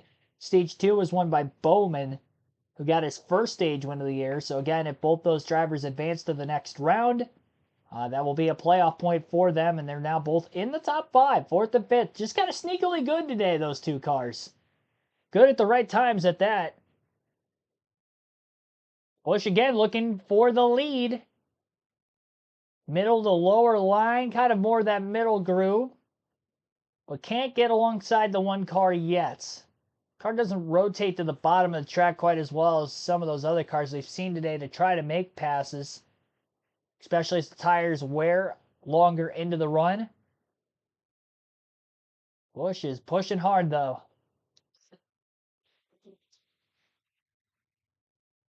Kyle Busch continues to hound Ross Chastain for the lead of this Hollywood Casino 400 at Kansas Speedway. If you are a Kyle Busch fan, you too have been asking the question, when is he going to win again? When will the next victory be? Well, there hasn't been one in some 50 races. That drought could end here today for the two-time Cup Series champion. He got on a good run. Back in Daytona and Darlington, back-to-back runner-up finishes. Followed it up with another top 10. Last two races haven't quite gone to plan, but here he is. He's at the front and challenging. Chastain got a little loose there. Here comes Kyle Busch. And now he's going to side draft him. He's going to drive straight to the bottom of the middle of the racetrack, try to overdrive the corner, slide up in front. No, he doesn't do it. He gives Chastain the outside. I think Chastain's going to use that momentum to drive back around the end. Yep. Longer they battle, Truex may show up. Still pit to come, and with 66 to go, we're inside the window. If you pit right now, you can run to the end on fuel. That'll be the big question for all of these guys. When do you come to pit road? They have 36 laps, between 36 and 40 laps on their tires, depending on the car. So you run about 10 or 12 more to break it up in the middle, or do you try to jump and get the pit road first? Kyle Busch gets another run the way he got on the exit to that last opportunity to pass. I think his strategy will be different. It will be to just overdrive the corner and just take that spot. Cannot give Ross Chastain the outside and just let him roll it around you like that. In front of Chastain is the wounded 2 of Austin Cindric. They're going to catch him down the backstretch. What are they going to do when they get to turn 3? Well, Cindric's been running in the middle of the racetrack. It's kind of very odd for a car with problems to be running right up against the wall or in the middle. This might just Oh. Chastain enough for Busch to get a run, and he does. Cindric does a nice job going down and pulling the 8 back with a side draft. There you go. Look, Chastain knew he was going to try to overdrive it and gassed it up himself. Yeah, Chastain had forward momentum on him getting into turn 1, so it really wasn't an opportunity for Kyle to try to slide in front of him. It only works from positive momentum. Kyle's definitely faster. If he could get by Chastain, he would drive away from him. While this has been happening, though, this race has slowed them down a couple tenths of a second. It's allowed Byron to catch them a little bit. The question is, who's going to pit first? Well, I think they're fortunate that Byron, Bowman, Hamlin, Reddick are all playoff cars, because I think that makes them a little more nervous. Now the 8 is... He's there again. He's got to take it now. He's got forward momentum on him. That's it. These 2 guys both pitted at the same lap last time. But who's going to pit first? How's this going to play out with 63 to go here? He's got a block. Here comes Chastain. Oh, he waited too long. Yeah, but Busch has the line that he wants. So now just drive in the corner with Chastain. You'll be able to overdrive it through the middle of the corner and take the spot. So for now, I think it's Chastain or Truex would be the first 2 to come to pit road. As I was saying, Byron, Bowman, Hamlin, Reddick, they are all in this points battle for the championship. I don't think they can risk going a lap down. We see now a little further back, Joey Logano comes to pit road, Parker. Right, he came on the radio and said, I cannot explain to you how loose I am inside the race. It's a 10 out of 10 loose. So we'll make an adjustment there for Joe Logano, one of the first leaders on pit road. I see if the other teams have to react now. Well, he was running 19th, Parker, so I don't think the rest of the leaders care too much about where Joey Logano was at the moment. I think it has to be somebody probably Reddick or above. Inside that 8-second window, you can't give somebody multiple laps. I look at Truex. I'm waiting for James Small to do something to give this 19 a win. And I think this is the moment. He's 2 seconds back. Nothing goes your way, it seems like, luck-wise, and maybe that's why he's gun-shy to pit. But if Truex comes to pit road, He's going to force their hand. You either stay out and give me track position or come with me. There's Martin running all by himself in third. He's got a couple of seconds over William Byron. He's about 1.4 behind Ross Chastain. The Bass Pro Shops Toyota for Joe Gibbs Racing. He's in the wind-down phase of his full-time career. He will come back, by the way, next February and do the Daytona 500. But mission number 1 here now, Marty, seeing how the playoffs is done for the 19 team, is victory, victory, victory. Perfect driver to give the Toyota driver update with Martin Truex Jr. right now in third, and about 70 laps to go. James Small told me we're one adjustment away from being a top 5 car. They played the strategy a little bit here for them to be able to stay out here. They didn't hit when everyone else pitted. So keep the top 2 right now, and they get the good pit stop and keep them in the top 5. Here's Ty Gibbs, his teammate, coming down pit road, maybe a little bit sooner than they expected, but Steve mentioned it. They are inside the window here, so we'll see, as you mentioned earlier, Steve, just to drag everybody else to pit road. Question now is, how much fuel load does everybody have on board? I know they can run a while, but how long will their pit stops be? Have you short-filled it all day long? It kind of accumulates, right? A gallon short. Kim. And here's Chris Buescher. Remember, he was in that close finish in the spring, but today does not have the handling he needs in his car. The front end and rear end just disconnected. It needs more grip. They took 4 fresh Goodyear tires, Snowco fuel, Marty. With just a handful of races left in the season, can Martin Truex Jr. get that first win in his final year of his career? Coming down pit road, James Small said, do you want changes. He said, I wouldn't mess with it, Parker. The 48-ounce Bowman followed those other leaders down to pit road for the 5th place position. He's very happy to hit on that car, especially on the long run. And William Byron taking the opportunity to pick under bring you see him in the 24 car. He said you can tighten me up for sure. Looking for adjustment there, as you also saw Denny Hamlin, Parker. Kyle Busch, the leader on pit road here, trying to continue that streak to win for 20 straight seasons. Just a bit loose on the exit of the corners, but pretty happy clean air, Ken. And Ross Chastain will pit from the 2nd position. He was reporting he fired off tight that run, but got progressively looser, specifically in the corners. They will make an air pressure adjustment on that Chevrolet at the Chase Elliott machine, also on this end of pit road. Chase reporting early in the run he overbuilt right rear tighter, but much better. Truex down the front stretch, already serviced the 8 and Kyle Busch on the apron in 1 and 2, trying to get the throttle down. So slippery, he has to get over to turn 2. Will he be able to stay in front of that hard-charging 19 of Truex? Truex off the banking. I think Truex will get Chastain, but not the 8. Let's see, will the momentum carry him past Chastain? It should. He comes to the high side. And Chastain on those new tires, though, he was able to smoke it down into turn 3. Keep Truex from passing him. Look at the advantage that Busch got on that last stop, or what should be the last stop. Still to this day, data, youth, all of those things, Kyle Busch is the best. He is the gold standard of green flag cycles on and off pit road. He showed it again, and for that reason, a big gap. Now look on the left. Reddick, Bell, yet to come to pit road. Keselowski, Wallace, we have a little split in the strategy, but the race for the lead of cars that can make it on fuel is the 8 of Kyle Busch, the 1 of Chastain, and the 19 of Truex. From super tight, side by side with Ross Chastain, just an awesome pit stop sequence to put himself well ahead of the 1 and the 19. So if you say, well, what's Tyler Reddick doing? Well, they're trying to run long right here. They're hoping they will get a yellow. They can then just pit once under green. Marty, considering that Tyler Reddick at one point in time was 22nd and languishing, the day may just turn around for the 45. It certainly turned around here in stage 3. The car is handling much better. Tyler Reddick, Steve, just asked the exact question that you posed a moment ago to Billy Scott. What are we pitting? He said about 5 or 6 more laps. So what's the advantage of running long here, not only for Reddick, but also Christopher Bell sitting in 2nd? So even if they don't get a yellow before they pit, if they come in 5 more laps, we'll call it 10 lap fresher tires for math, right? Well, then we get a yellow with 15 to go, 20 to go. Maybe they brings right side tires into an option. Maybe they could gamble enough to stay out. They're just looking for different options. You can't just follow the leader and expect a better result than the leader. Everyone you're racing are very good cars. Now for Brala, Nemechek, Ty Dillon, other cars, they're trying to save a lap. This is about racing laps for those cars.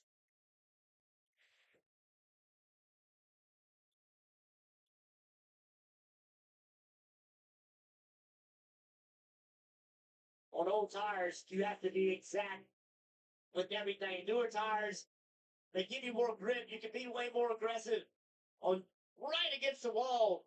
Tyler Reddick can't get any closer. And with these old tires, Tip, it's about slipping the car where you want it to slip. It's about understanding where you need to make pace. When he stops to put new tires on, he'll drive it completely different. Let's take you back just a couple of moments ago. Daniel Suarez, Joey Logano, 2 of the playoff drivers. We've seen that all day long on the exit of 2, where drivers make contact.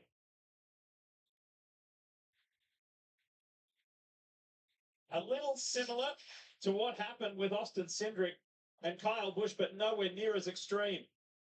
And this battle is heating up. Remember, 7th and 8th, or 6th, 7th, and 8th, respectively. Oh, is Chastain a big slide off the corner? But these were the first cars that can make it on fuel. Chastain had run Kyle Busch down and just gave up a whole second on the corner exit of turn 2. Now the 45 on pit road, Marty.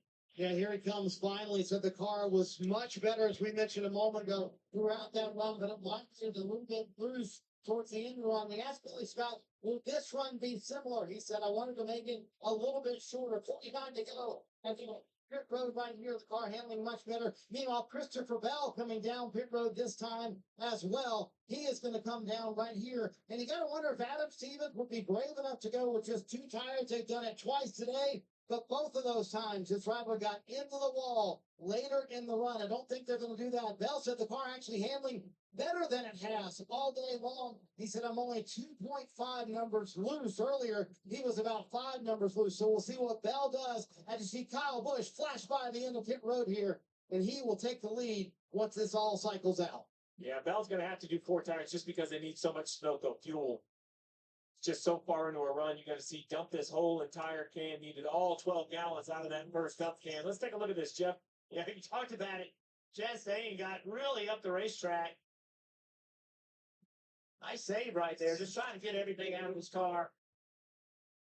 So that gave Kyle Busch a little bit of breathing room, and Kyle leads by just under 1 second over Ross Chastain, trying to get that elusive win.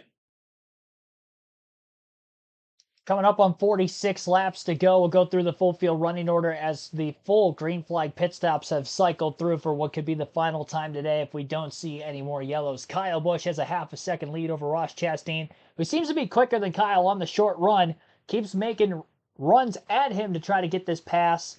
We'll see if Busch can hang on. Martin Truex Jr., is 2.2 seconds back in third. William Byron is in fourth. Alex Bowman fifth. Sixth for Denny Hamlin. Ryan Blaney seventh. Ty Gibbs eighth. Chris Buescher ninth. Justin Haley is in 10th. I don't think Haley is pit yet. Chase Elliott is in 11th. Daniel Suarez in 12th. Joey Logano 13th. Tyler Reddick 14th. Ryan Preece 15th. Make that now Zane Smith 15th. Ryan Preece 16th. 17th for Noah Gragson. 18th Austin Dillon. Kyle Larson 19th. Harrison Burton 20th.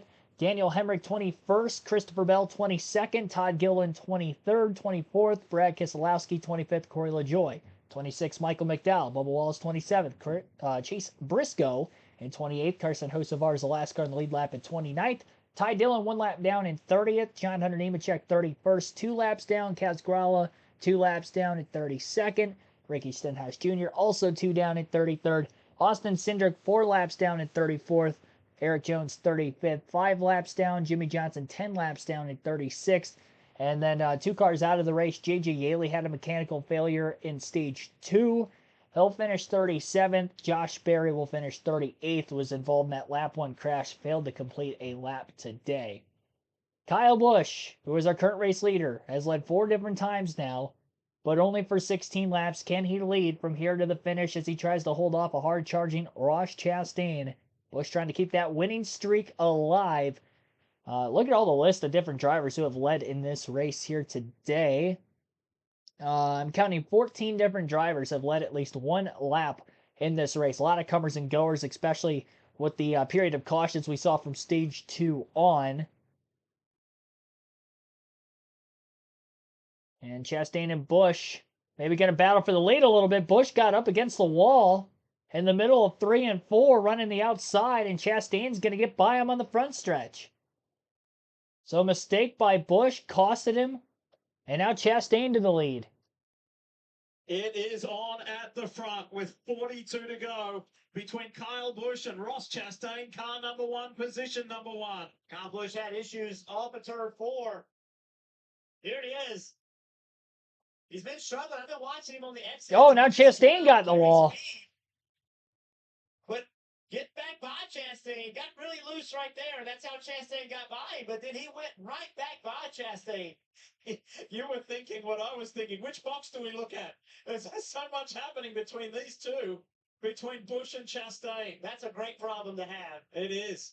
Which great race did we watch? 14 different leaders today. That ties a Kansas track record. It's been awesome. There's been stuff happening whether you're in the playoffs or not. Speaking of playoff drivers, let's put the spotlight on them, and we kick it off with Kim Coon. Yeah, let's start with William Byron running in the 4th position. Great points day for them. They've scored 17 stage points. And Rudy Fugle, the crew chief, told me they have a point number in their mind they need it collectively for this round that gets them way closer to it as they enter Talladega next weekend. They've had a good car for most of the day. Just got away from them in the middle of stage 2, but they made adjustments, and it is way better now, Parker.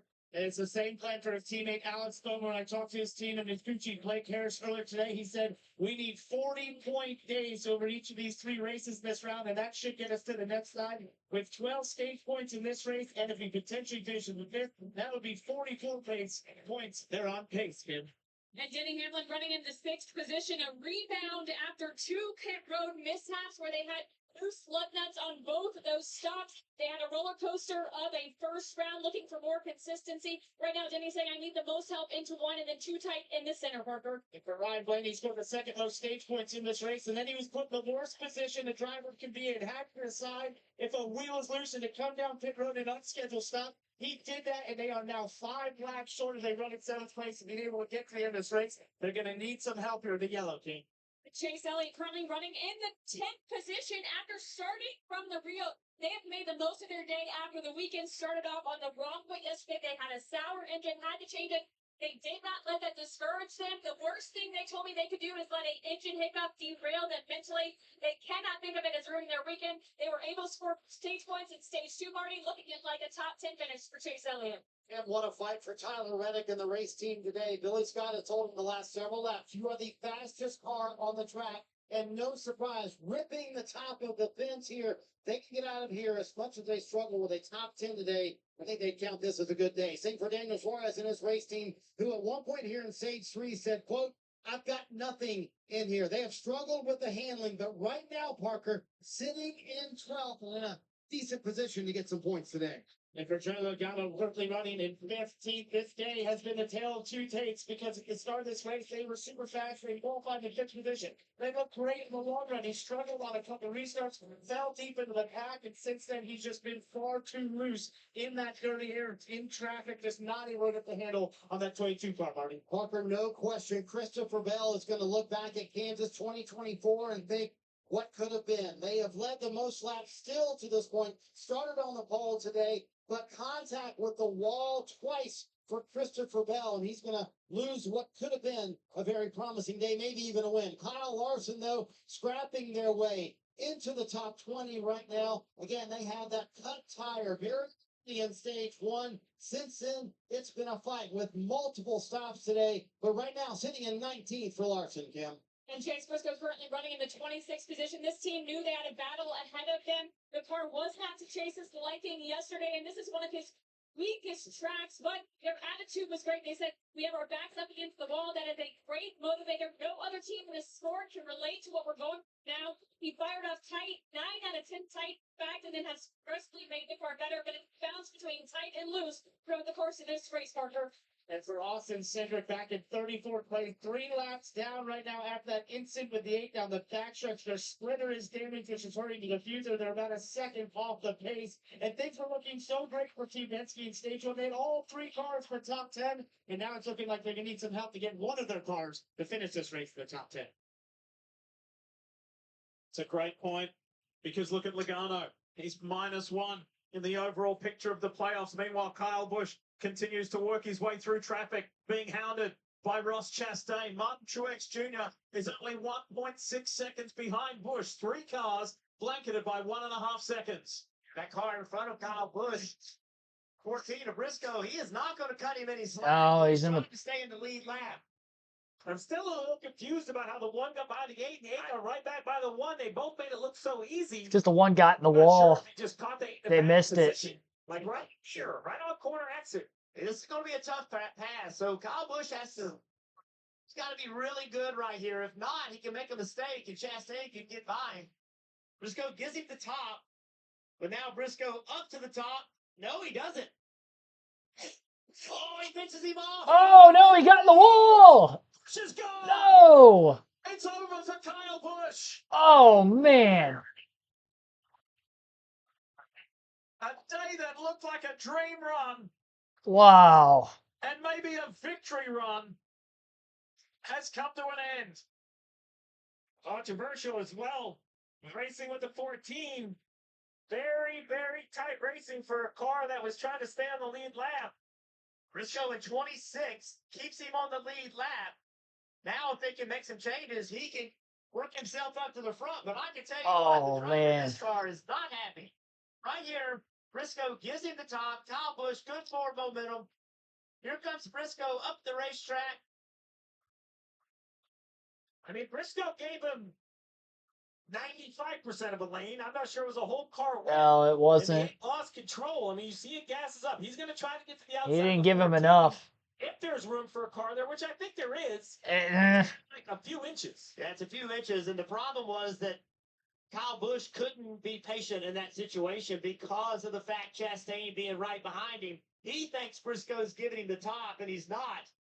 And the way Briscoe entered turn one, I would have thought if I was Kyle Busch that Briscoe was going to give me the top. Oh boy. And this is where it comes down to what driver etiquette they believe, because the 14 does not slide up and hit the 8. Correct. There's never contact, and there is room to the outside of the 14, but not enough room for a guy like me to drive a car in there. Now, Kyle Busch, maybe, you're talking just a few inches to fit the 8 in. There's going to be disappointment on top of the pit box. All the drivers talk about how aero sensitive these cars are. As soon as the 8 gets on the outside, You just saw it. like that, he starts to lose control. And again, he couldn't just take his time with Briscoe because he was afraid with Chastain behind him. If he doesn't pull that pass off, Chastain's going to get a big run. And can you imagine I the can't. disappointment with Kyle Busch? I can't believe all that's on this. the line for him. That close, 30 laps to go with the lead. And just a reminder, he's still inside the top 10. He brought the yellow out, but kind of blended back in with the field. So pit road's going to open. And I would imagine 25 laps on the tires. I think this is going to be a tough decision. I think pit road is going to be where you want to end up. 4 versus 2. So many cars per lead lap. I think this is a 4-tire call. But let's see if crew chiefs want to gamble. When Jeff said with everything on, I think there's going to be some that take 2. What he was referring to. I don't blame them for doing it if they do. Race winless streak. It goes back to Worldwide Technology Raceway Gateway last year. He's trying to win for the 20th season, at least one win in a season for 20 years. That's what's on the line for the 2-time Cup Series champion. This has been a big day here in Kansas. And what an opportunity for pit crews to step up right here. William Byron, Alex Bowman, Denny Hamlin, any of those playoff guys, if they could leave pit road with the lead and win this race, they advance to the next round, Parker. That would be huge for Alex Bowman. He's been so happy in that race car. They're electing to make minimal changes on the 48. That's been the trend for them all day. They just consistently had speed. We'll see if they do 4 Goodyear tires here. You see top right, William Byron, he just progressively looser. Bottom left, Ross Chastain, your leader. He said, I need to be a little bit better on the entry of the corner. Has to be tightened up. Air pressure adjustment for fresh Goodyear tires. Simple fuel, Marty. Martin Truex Jr. in a position to win a race in his final year of the NASCAR Cup Series. James Smalley said, do you want any changes? He said, I want none.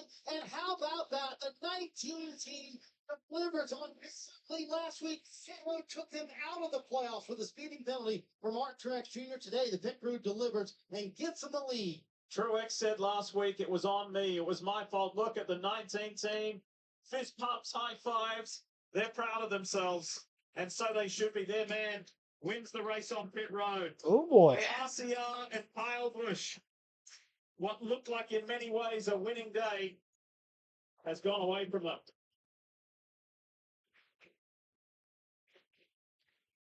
All right, ladies and gentlemen, it is shaping up to be a wild one down the home stretch. It was looking like it was going to be a wild one as it was, whether it was going to be a battle between the 1, the 8, and the 19 under green flag conditions. And fortunately enough for Kyle Busch, he is still in the top 10. He has scored in, we had Keselowski stay out of the pit, so it looks like he's going to be 9th. Interesting call for the 6th there. Staying out of the pits entirely. Martin Truex Jr., though, with 4 tires, wins the race off of pit road. Can he get a win in his final season? This has really opened the door up, though, for anyone to win at this point. I mean, Bowman, Byron looked really strong early. Blaney on the long runs has looked good, but it got back in traffic on that last restart, had a loose wheel, had to pit under green. Because he had pitted so early in the run, he took advantage of fresh tires where he was running about 18th at the time of him pitting. He actually leapfrogged up to 7th. He was running in front of Byron and Bowman for a long time there, and then he had gotten passed by them, and then was still obviously in the top 10. This caution bails him out because he would have been 5 to 7 laps short on field to the end.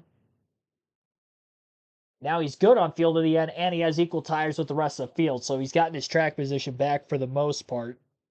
Not up in the top 3 necessarily like he was earlier, but can salvage a pretty good day, because where he was at that point in the race, he was about 23 points above the cut line. If he would have had to pit under green flag, being short on fuel to the end, he would have been pretty much right around the cut line with as many cars as there are on the lead lap, 31 of them right now, with those taking the wave around. Now, Chase Briscoe was in 26, last car the lead lap, battling Busch to try to stay in the lead lap, which resulted in Busch getting up against the wall off turn 2, sliding down the track, bringing out this caution. And again, Kyle Busch still remains in 8th in the top 10.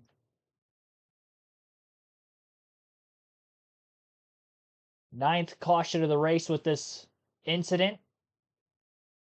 Just under 3 hours from the start of the race to where we're at right now. We had the closest finish in NASCAR history in the spring Kansas race. What will this fall Kansas race bring? We'll have to wait and see. You're listening live on KRC. Potentially the final restart coming up shortly.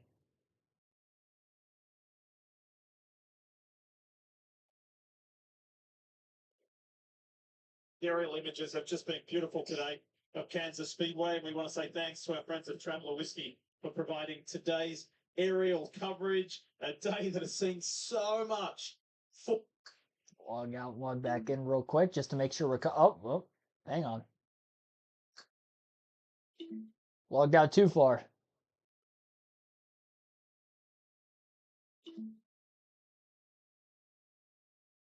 Place and Kyle Larson, who had a good portion of the opening part of this race, not on the lead lap. He's in the top 20, trying to go for a top 15. All right, very interesting restart right here. Brad Keselowski, he last pitted on lap 220. He did not pit right here. He's on the inside. Oh, boy. You see, Oh, Martin boy. Truex Jr. is on the outside of him. Alex Bowman picked behind the 6. When they hit the line this time, there'll be 26 laps to go. Can this be the day that Martin Truex Jr., albeit a week too late, but can Martin Truex Jr. get a win? All right, here we go. 26 laps left in Kansas. Green flag back in the air. Keselowski on the older tires trying to get the fire off. Martin Truex Jr. in the 19 car on the outside.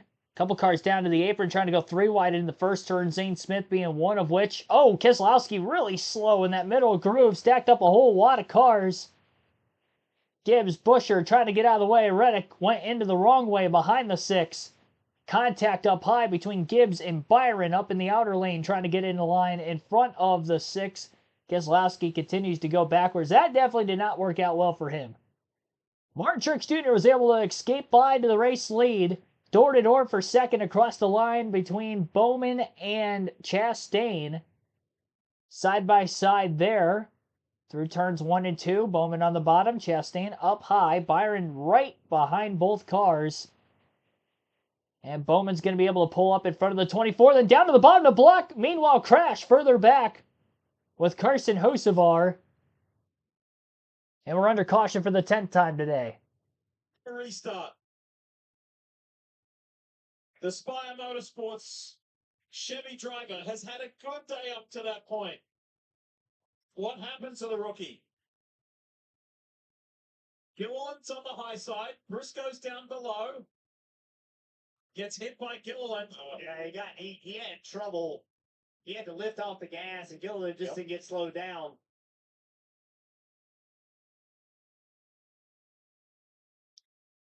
'77 was kind of half wrecking, and then the 38 showed up on the scene, couldn't get slowed down, trying to, in normal traction considerations, the 38's thinking about pushing the 77, but the 77 was kind of tail happy off the corner and finally came around.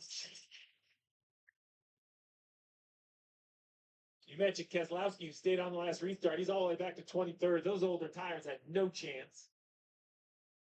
A lot of drivers stayed out to get back in the lead lap, so that has put We're gonna have like the whole field. 31 drivers on the lead lap. So think about that. If you're a guy that's racing in the playoffs and something happens to you, there's 31 cars on the lead lap. You could easily leave here running 31st. You could have a problem with 2 to go. So that can have a huge bearing on who can make the next round of playoffs.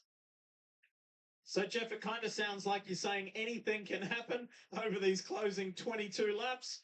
Well, anything can happen is the theme for next weekend in Talladega. Push hard, let go.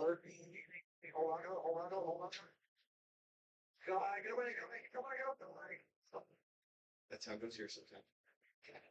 Super speedways, man. If it's your time to crash, it's your time to crash. Talladega is a stress ball of emotion. Oh my God, stop that. There's a lot of emotion, a lot of joy.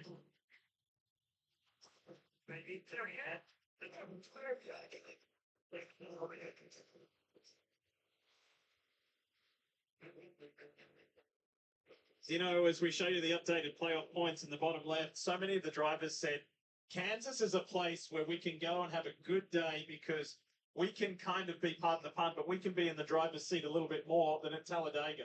Talladega is one of those variables. Today has proven to be one of the great variables. Tell us more, Marty.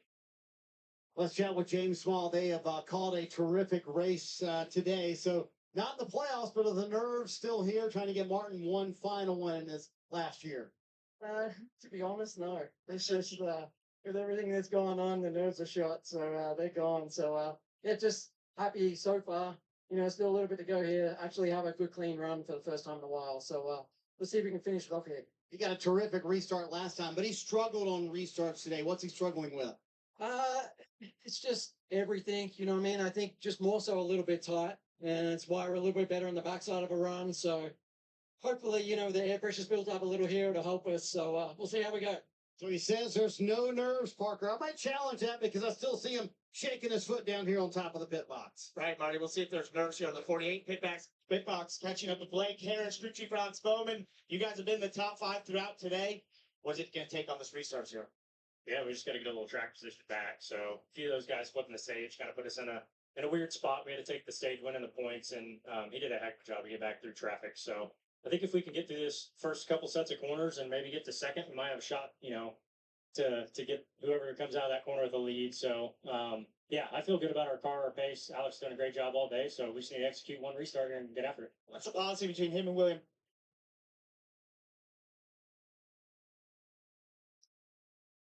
Byron, we saw them race down to turn 3 pretty aggressively there. Yeah, we don't talk about that a whole lot in general. I mean, you know, we race our teammates a step cleaner than anybody else, right? I mean, we certainly want to take care of all of our Hendrick teammates, but at the same time, the whole season's on the line in these races, so we got to go. And I think if they can help each other, they will. But they got to look out for themselves as well.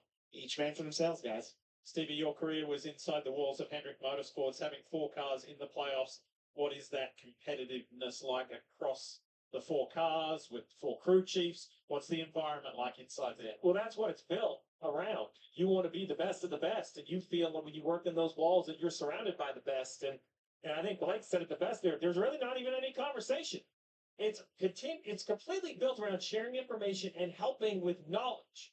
But when it comes to execution and racing, there can only be one car in victory lane. That's never going to change. You can't take all 4, but you want to be that one car. So I like what he said when he said, yeah, one step cleaner than the next. I didn't say clean, just one step cleaner. And I think the fans should applaud that, because the day that Bowman doesn't block Byron, they should start scratching their head. Those are 2 playoff guys, both going for a win. You see how this choose worked out. Martin Truex Jr. picked the top, Chastain the bottom. Alex Bowman, he went with Truex. So believing the top's going to be the way to go. And Kyle Busch, don't count him out. There he is, right there. Came in on the same lap as everybody else, Jeff, as we saw. I think if you're Chastain, you're going to be very concerned with Byron getting to your left rear. The way this front stretch, the shape of it works, Jeff, there's just so much room to the driver's left if the 24th can get his restart timed right. That incident we saw while he was battling with Briscoe lap down, you could just see there was a lane there, but barely a lane there. Just I'd say about a little less than 3/4, about 4/5 of a lane, maybe. It wasn't a full lane. You called it. You called it ahead of time. You said that Briscoe was not going to make it easy. He can move, but he just didn't. All right, 20 laps to go for the restart. Green flag back in the air for Martin Truex Jr., Ross Chastain on the front row at the front of the field. Truex taking the outside lane. Ross Chastain down low on the bottom. 4, 5 wide into turn 1. Hamlin crunches down to the apron with Christopher Bell. Chase Elliott had to lift big time to keep from getting squeezed in the wall and all that. Alex Bowman, 3 wide middle. He had to lift off turn 2. The 1924 going to get around him. 54 gets by on the outside. Ryan Blaney down low underneath the 48.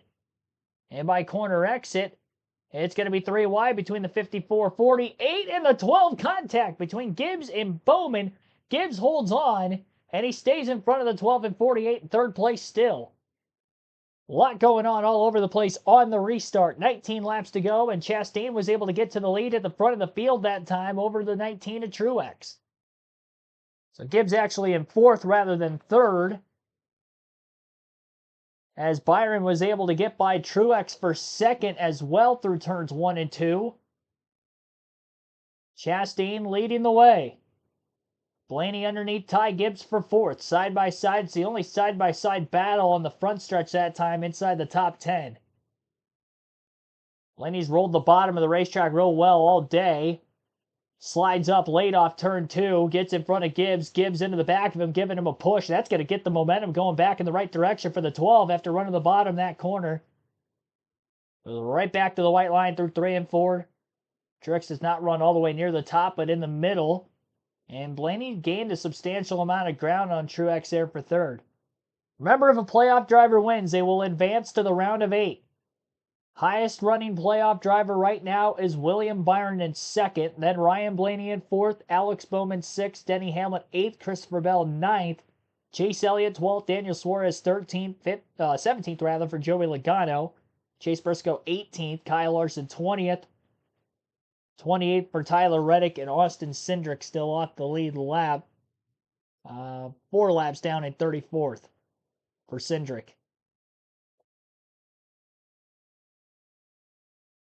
Zane Smith quietly in the top 10, by the way, on this restart.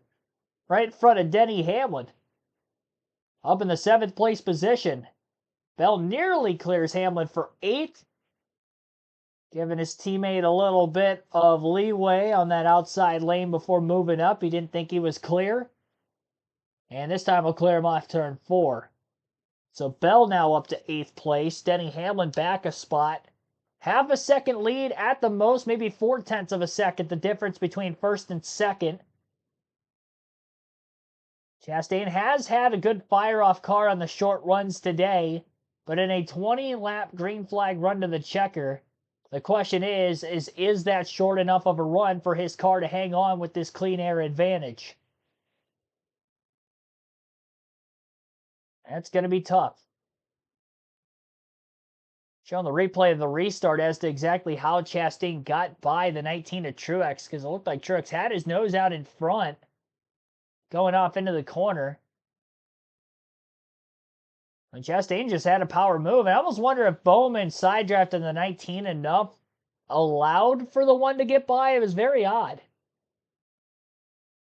But Chastain got by, and Byron also got by for 2nd, and Truex now sits in 3rd.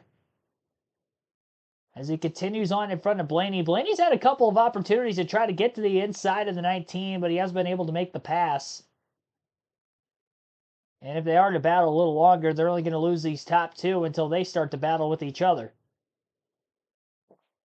Last lap, Chastain about a 10th quicker than William Byron, almost to the exact 1,000th of a second, a 10th quicker. 0.581 seconds was the difference at the line that last time, as we have 12 laps to go. Ross Chastain trying to continue on and get his first win of the season. Hasn't gone winless since entering Trackhouse Racing. He did not make the playoffs for this year, but still trying to get a win before the season's out, as is any other driver that didn't make the playoffs initially. Chris Buescher was able to do so at Watkins Glen 2 weeks ago as a non-playoff driver, upsetting the field. Chastain here at Kansas 2 weeks later trying to do the same.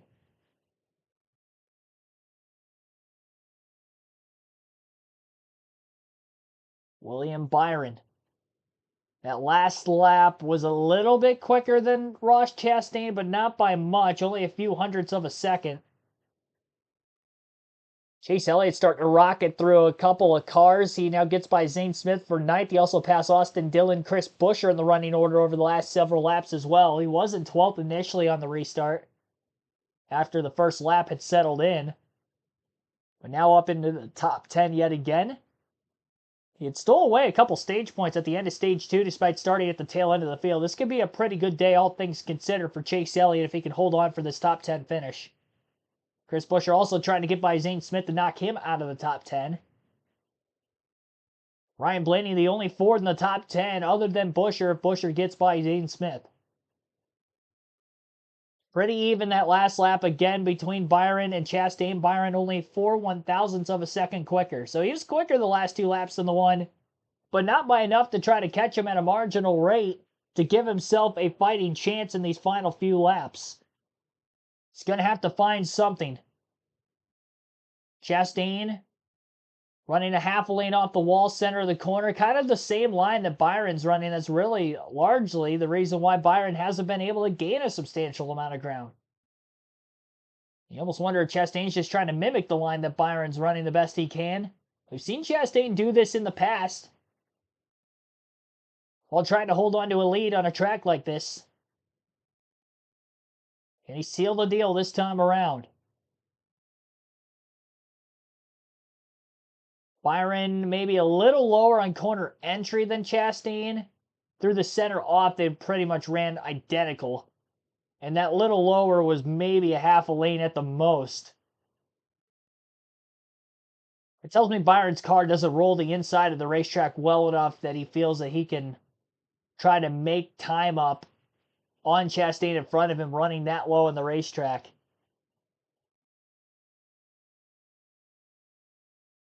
Well, Chastain's car starts to fail on him as we get longer. Again, the longer runs is where Chastain had been passed by Kyle Busch for the lead.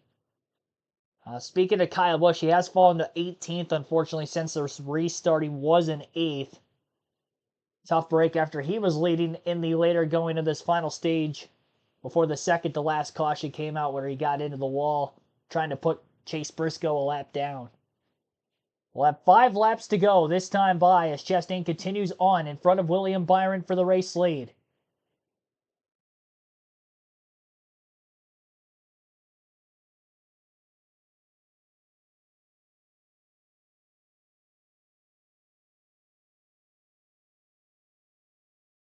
Gotta log back on. There we go. Into turns 1 and 2. That last lap, only 2/1000ths of a second quicker for Byron over Chastain. Looking at our telemetry on the leaderboard, he ran a little bit lower through turns 1 and 2 than he had been up to this point. He went all the way down to the middle groove. Now he's a full lane off of the wall through 3 and 4. So that entire last lap coming up on 4 to go, Byron was as much in the clean air as he could have been. And he actually lost time to Chastain in doing that. So his car just definitely doesn't roll other lanes outside of the very top near the wall as good as we've seen other drivers in this same predicament be able to do earlier. And Ross Chastain is doing what he needs, hitting his marks, working the outside of the racetrack, and try not to make a mistake. Remember, when he had passed Kyle Busch during that last long green flag run, Busch got back around him because Chastain got against the wall, just like Busch did through turns 3 and 4. So making that mistake maybe a little bit earlier in the race cost himself the lead. He maybe knows exactly where his boundaries are and where not to overstep. Job as of right now, staying in front of the 24 car. He's still got a half a second lead. There is a lap car up in front of the leaders. That's Jimmy Johnson. He'll run the bottom, and he'll stay out of the way of these top 2 working their way to the outside of him. 2 laps to go for Chastain. And again, that last lap, William Byron, maybe a 10th quicker. I mean, he needed that, but he's going to need even more to give himself a chance on the final lap. Byron's got to be pushing as hard as he can right now. That time, a full lane off the wall through 1 and 2. It looked like he gained more than he had before. Full lane off the wall again through 3 and 4. And he's going to have to stay in the draft through the tri-oval to keep up with Chastain, who has maybe a slight bit more straightaway speed. Final lap of the race into turns 1 and 2. Byron just not able to close that gap. He's still 4 to 5 car lengths off the lead down the back straightaway. And into turns 3 and 4 for the final time. Byron shoots to the inside of the racetrack. One last shot, but he's just too far back. Checkered flag waves. Ross Chastain is going to win his first race of the 2024 NASCAR season. William Byron second, Martin Truex Jr. third, Ryan Blaney in fourth, and Ty Gibbs rounds out the top 5 in fifth. Alex Bowman sixth, Christopher Bell seventh, Denny Hamlin eighth, Chase Elliott ninth, and Zane Smith held on for a top 10 finish in 10th.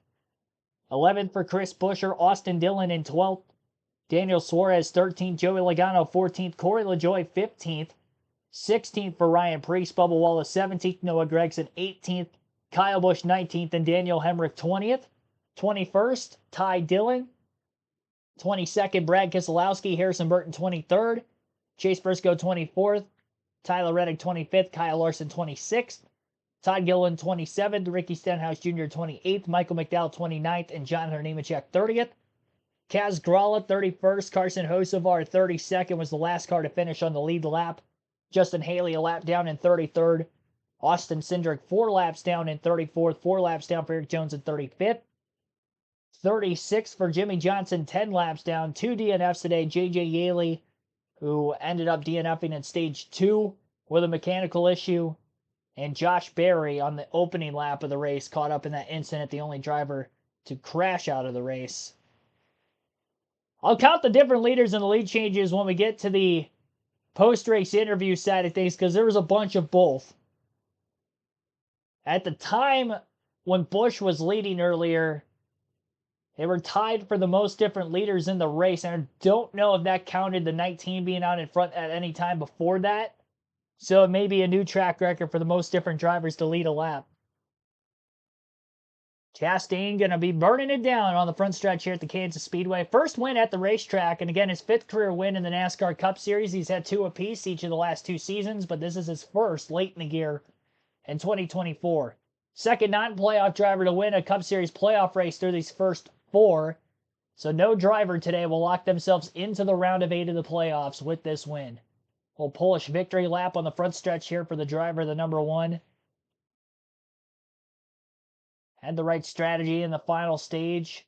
And once he got the track position, he had a strong enough car to hang on. Margin of victory, 0.3 of a second. We did finish under the regulation length of 267 laps, 400 miles, around this 1.5 mile racetrack. Average race speed today, 119.65 miles per hour, 3 hours, 14 minutes, 53 seconds total time on the race. We had 10 cautions in total. 2 for incident in the first stage. Obviously, the 2 stage breaks, lap 80, lap 65.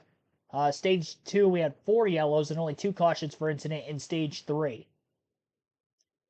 Ross Chastain winning the race, led 5 times for 52 laps. Christopher Bell from the pole led 6 different times. Most laps led in the race today. He led 122 laps. 24 laps led for stage 1 winner William Byron. He led 2 times. Kyle Busch led for 26 today. Chastain's still burning it down. Now he's doing donuts in the grass. He's soaking this one in. Alex Bowman led 6 laps, including winning stage 2, so he also picked up a playoff point along with Byron. Ty Gibbs led for 5 laps. Ryan Blaney led for 3. Martin Truex Jr. led for 5. 1 for Denny Hamlin. 3 for Zane Smith. 3 for Joey Logano. 4 for Brad Keselowski. 7 for Tyler Reddick. 5 for Carson Hocevar. And 1 for JJ Yaley during pit stops. That is all the drivers to lead at least 1 lap in this race today. Here is your race winner, Ross Chastain. The 7th generation watermelon farmer gets to celebrate here in the Midwest in the only way that he loves to celebrate, with a little watermelon smash for the Kansas race fans. After the sprint by the hauler driver all the way from the garage area to the front stretch here at Kansas Speedway, Ross Chastain, the winner here in Kansas.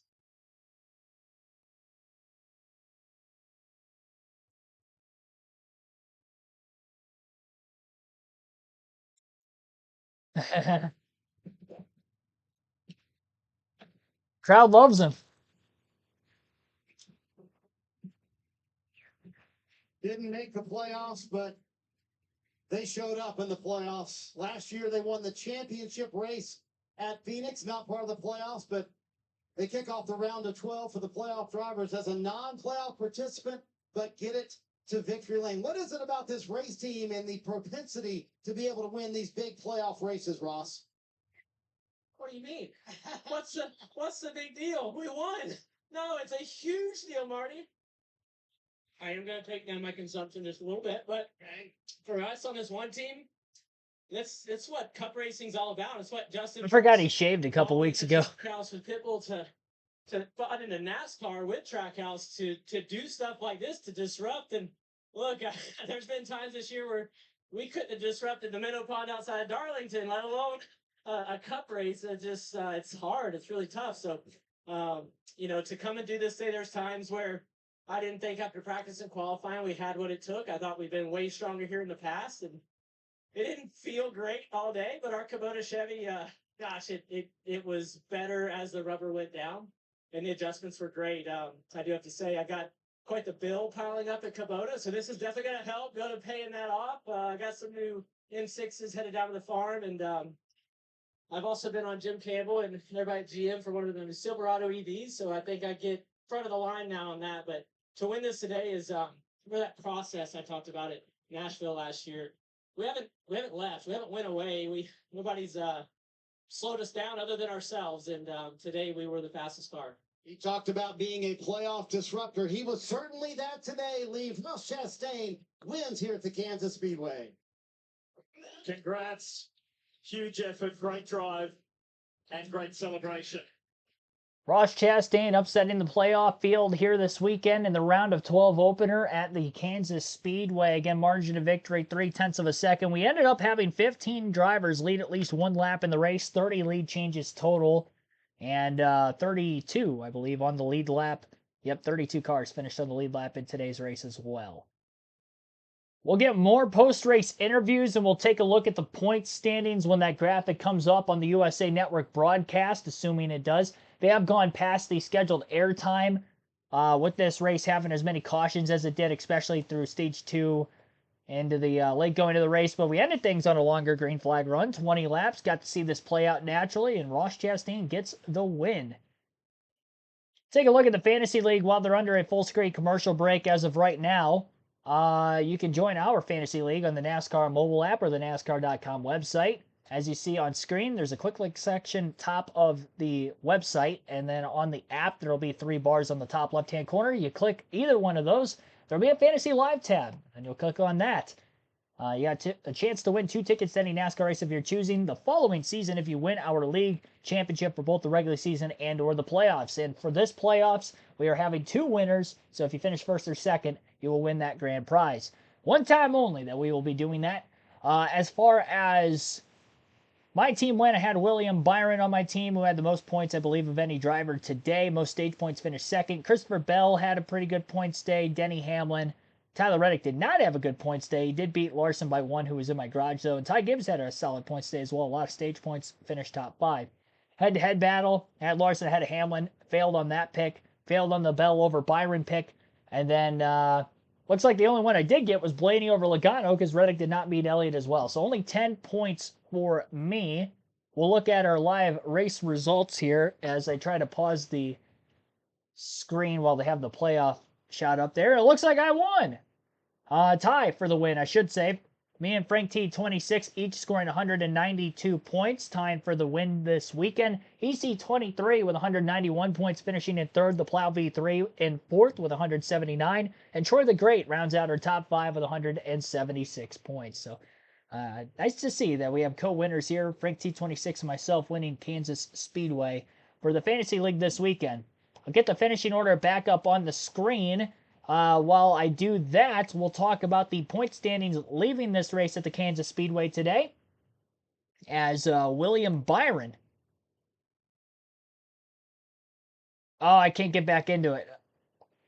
Okay, so the leaderboard we're going to have is at the raw feed, but you can at least see the top 10 or so. While I'll talk about the point standings, William Byron, after scoring the most points today, is now the number one driver in the playoff standings, plus 34 points above the cut line. Ryan Blaney, Christopher Bell tied for second, plus 28. Best finish in the round to Blaney, so he's got the tiebreaker for now over Christopher. Kyle Larson, who came in as the number one seed, is now fourth, plus 18. Plus 11 for driver number 11, Denny Hamlin, as he's fifth. Sixth is Alex Bowman, plus 8. Plus 4 for Chase Elliott and Joey Logano. They came in seventh and eighth.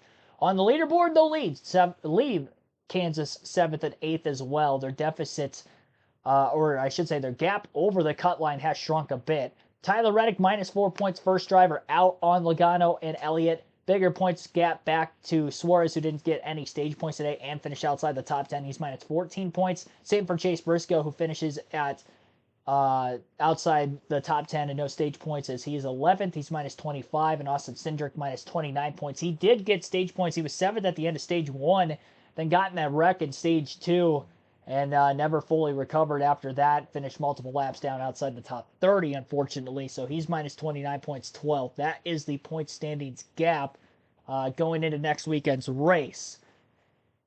Next weekend, obviously, at Talladega. End of the round will be at the Charlotte Roval. Catching up on the broadcast a bit, here is William Byron, who finished second today. Yeah, I mean, just clean air. You know, I feel like he got the restart he needed to, and I was in the second row just trying to clear those guys. And once I got clear of them, my balance is okay. Just a little bit tight, but just, you know, kind of inching up on him. I needed probably, you know, for it to be a longer run being in second, but damn it, I wanted that one really bad. It just sucks, man. You're so close, and you know, going to Talladega, you know what that is. So just sucks, but you know, proud of the effort. Brought an awesome car.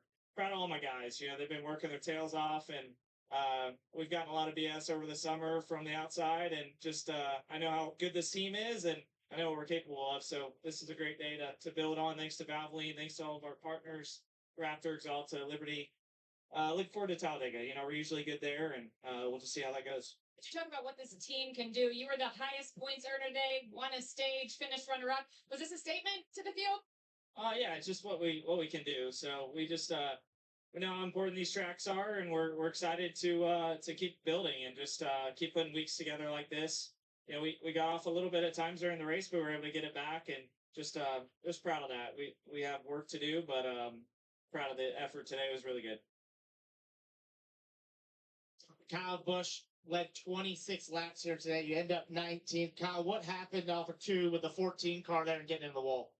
Just running 10-10s all the time, trying to make up speed and cover the one car, make sure I could stay ahead of him, and the 14 turned down the hill in order to get clean air from the guy in front of him. And so I went to his outside and plugged the hole, and then I just some reason just felt nothing off the corner, and hadn't really had that like that the whole time. And there's a term for that I want to say right now, but I can't. So busted my butt, and hate it for my guys and everybody at RCR and ECR. They deserved to get the win today. I mean, we hung underneath the one car there for 15 laps trying to pass him, finally passed him, and could get away from him a little bit, catch a lap car, would back up a little bit, you know, and the gap just kind of kept doing that. And I guess I just got in too big a hurry. You've been so close to getting that victory this season. We know you want to keep that streak of 20 straight years of winning the NASCAR Cup Series alive. What's the emotion as it sort of slipped away from you there? Well, it didn't start to; it just did. I just nothing. I mean, I'm numb. I don't know what to do. Kyle Busch obviously upset. And it's the same explanation as it was for Ross Chastain to celebrate. That's how much it means to Kyle Busch. I'll fast forward a little bit into the broadcast. Still trying to catch up with the live feed as of right now as we fell behind. And it looks like they're currently on a commercial break. So they're getting into a brief post-race show. I mean, that's all I've got for you guys as far as this one. Went over the Fantasy League finishing results, race stats, and this one, again, congratulations to career win number 5 for Ross Chastain as he gets the win here today at the Kansas Speedway's first win of the season. He's now actually the 17 different driver to win a race so far this year. Austin Dillon winning back in the regular season that didn't qualify for the playoffs. 2 non-playoff drivers winning, Chris Buescher, Ross Chastain. So 19 different winners so far this season. And we still have 6 races to go. And a wild card race next week where we can see another new winner at Talladega.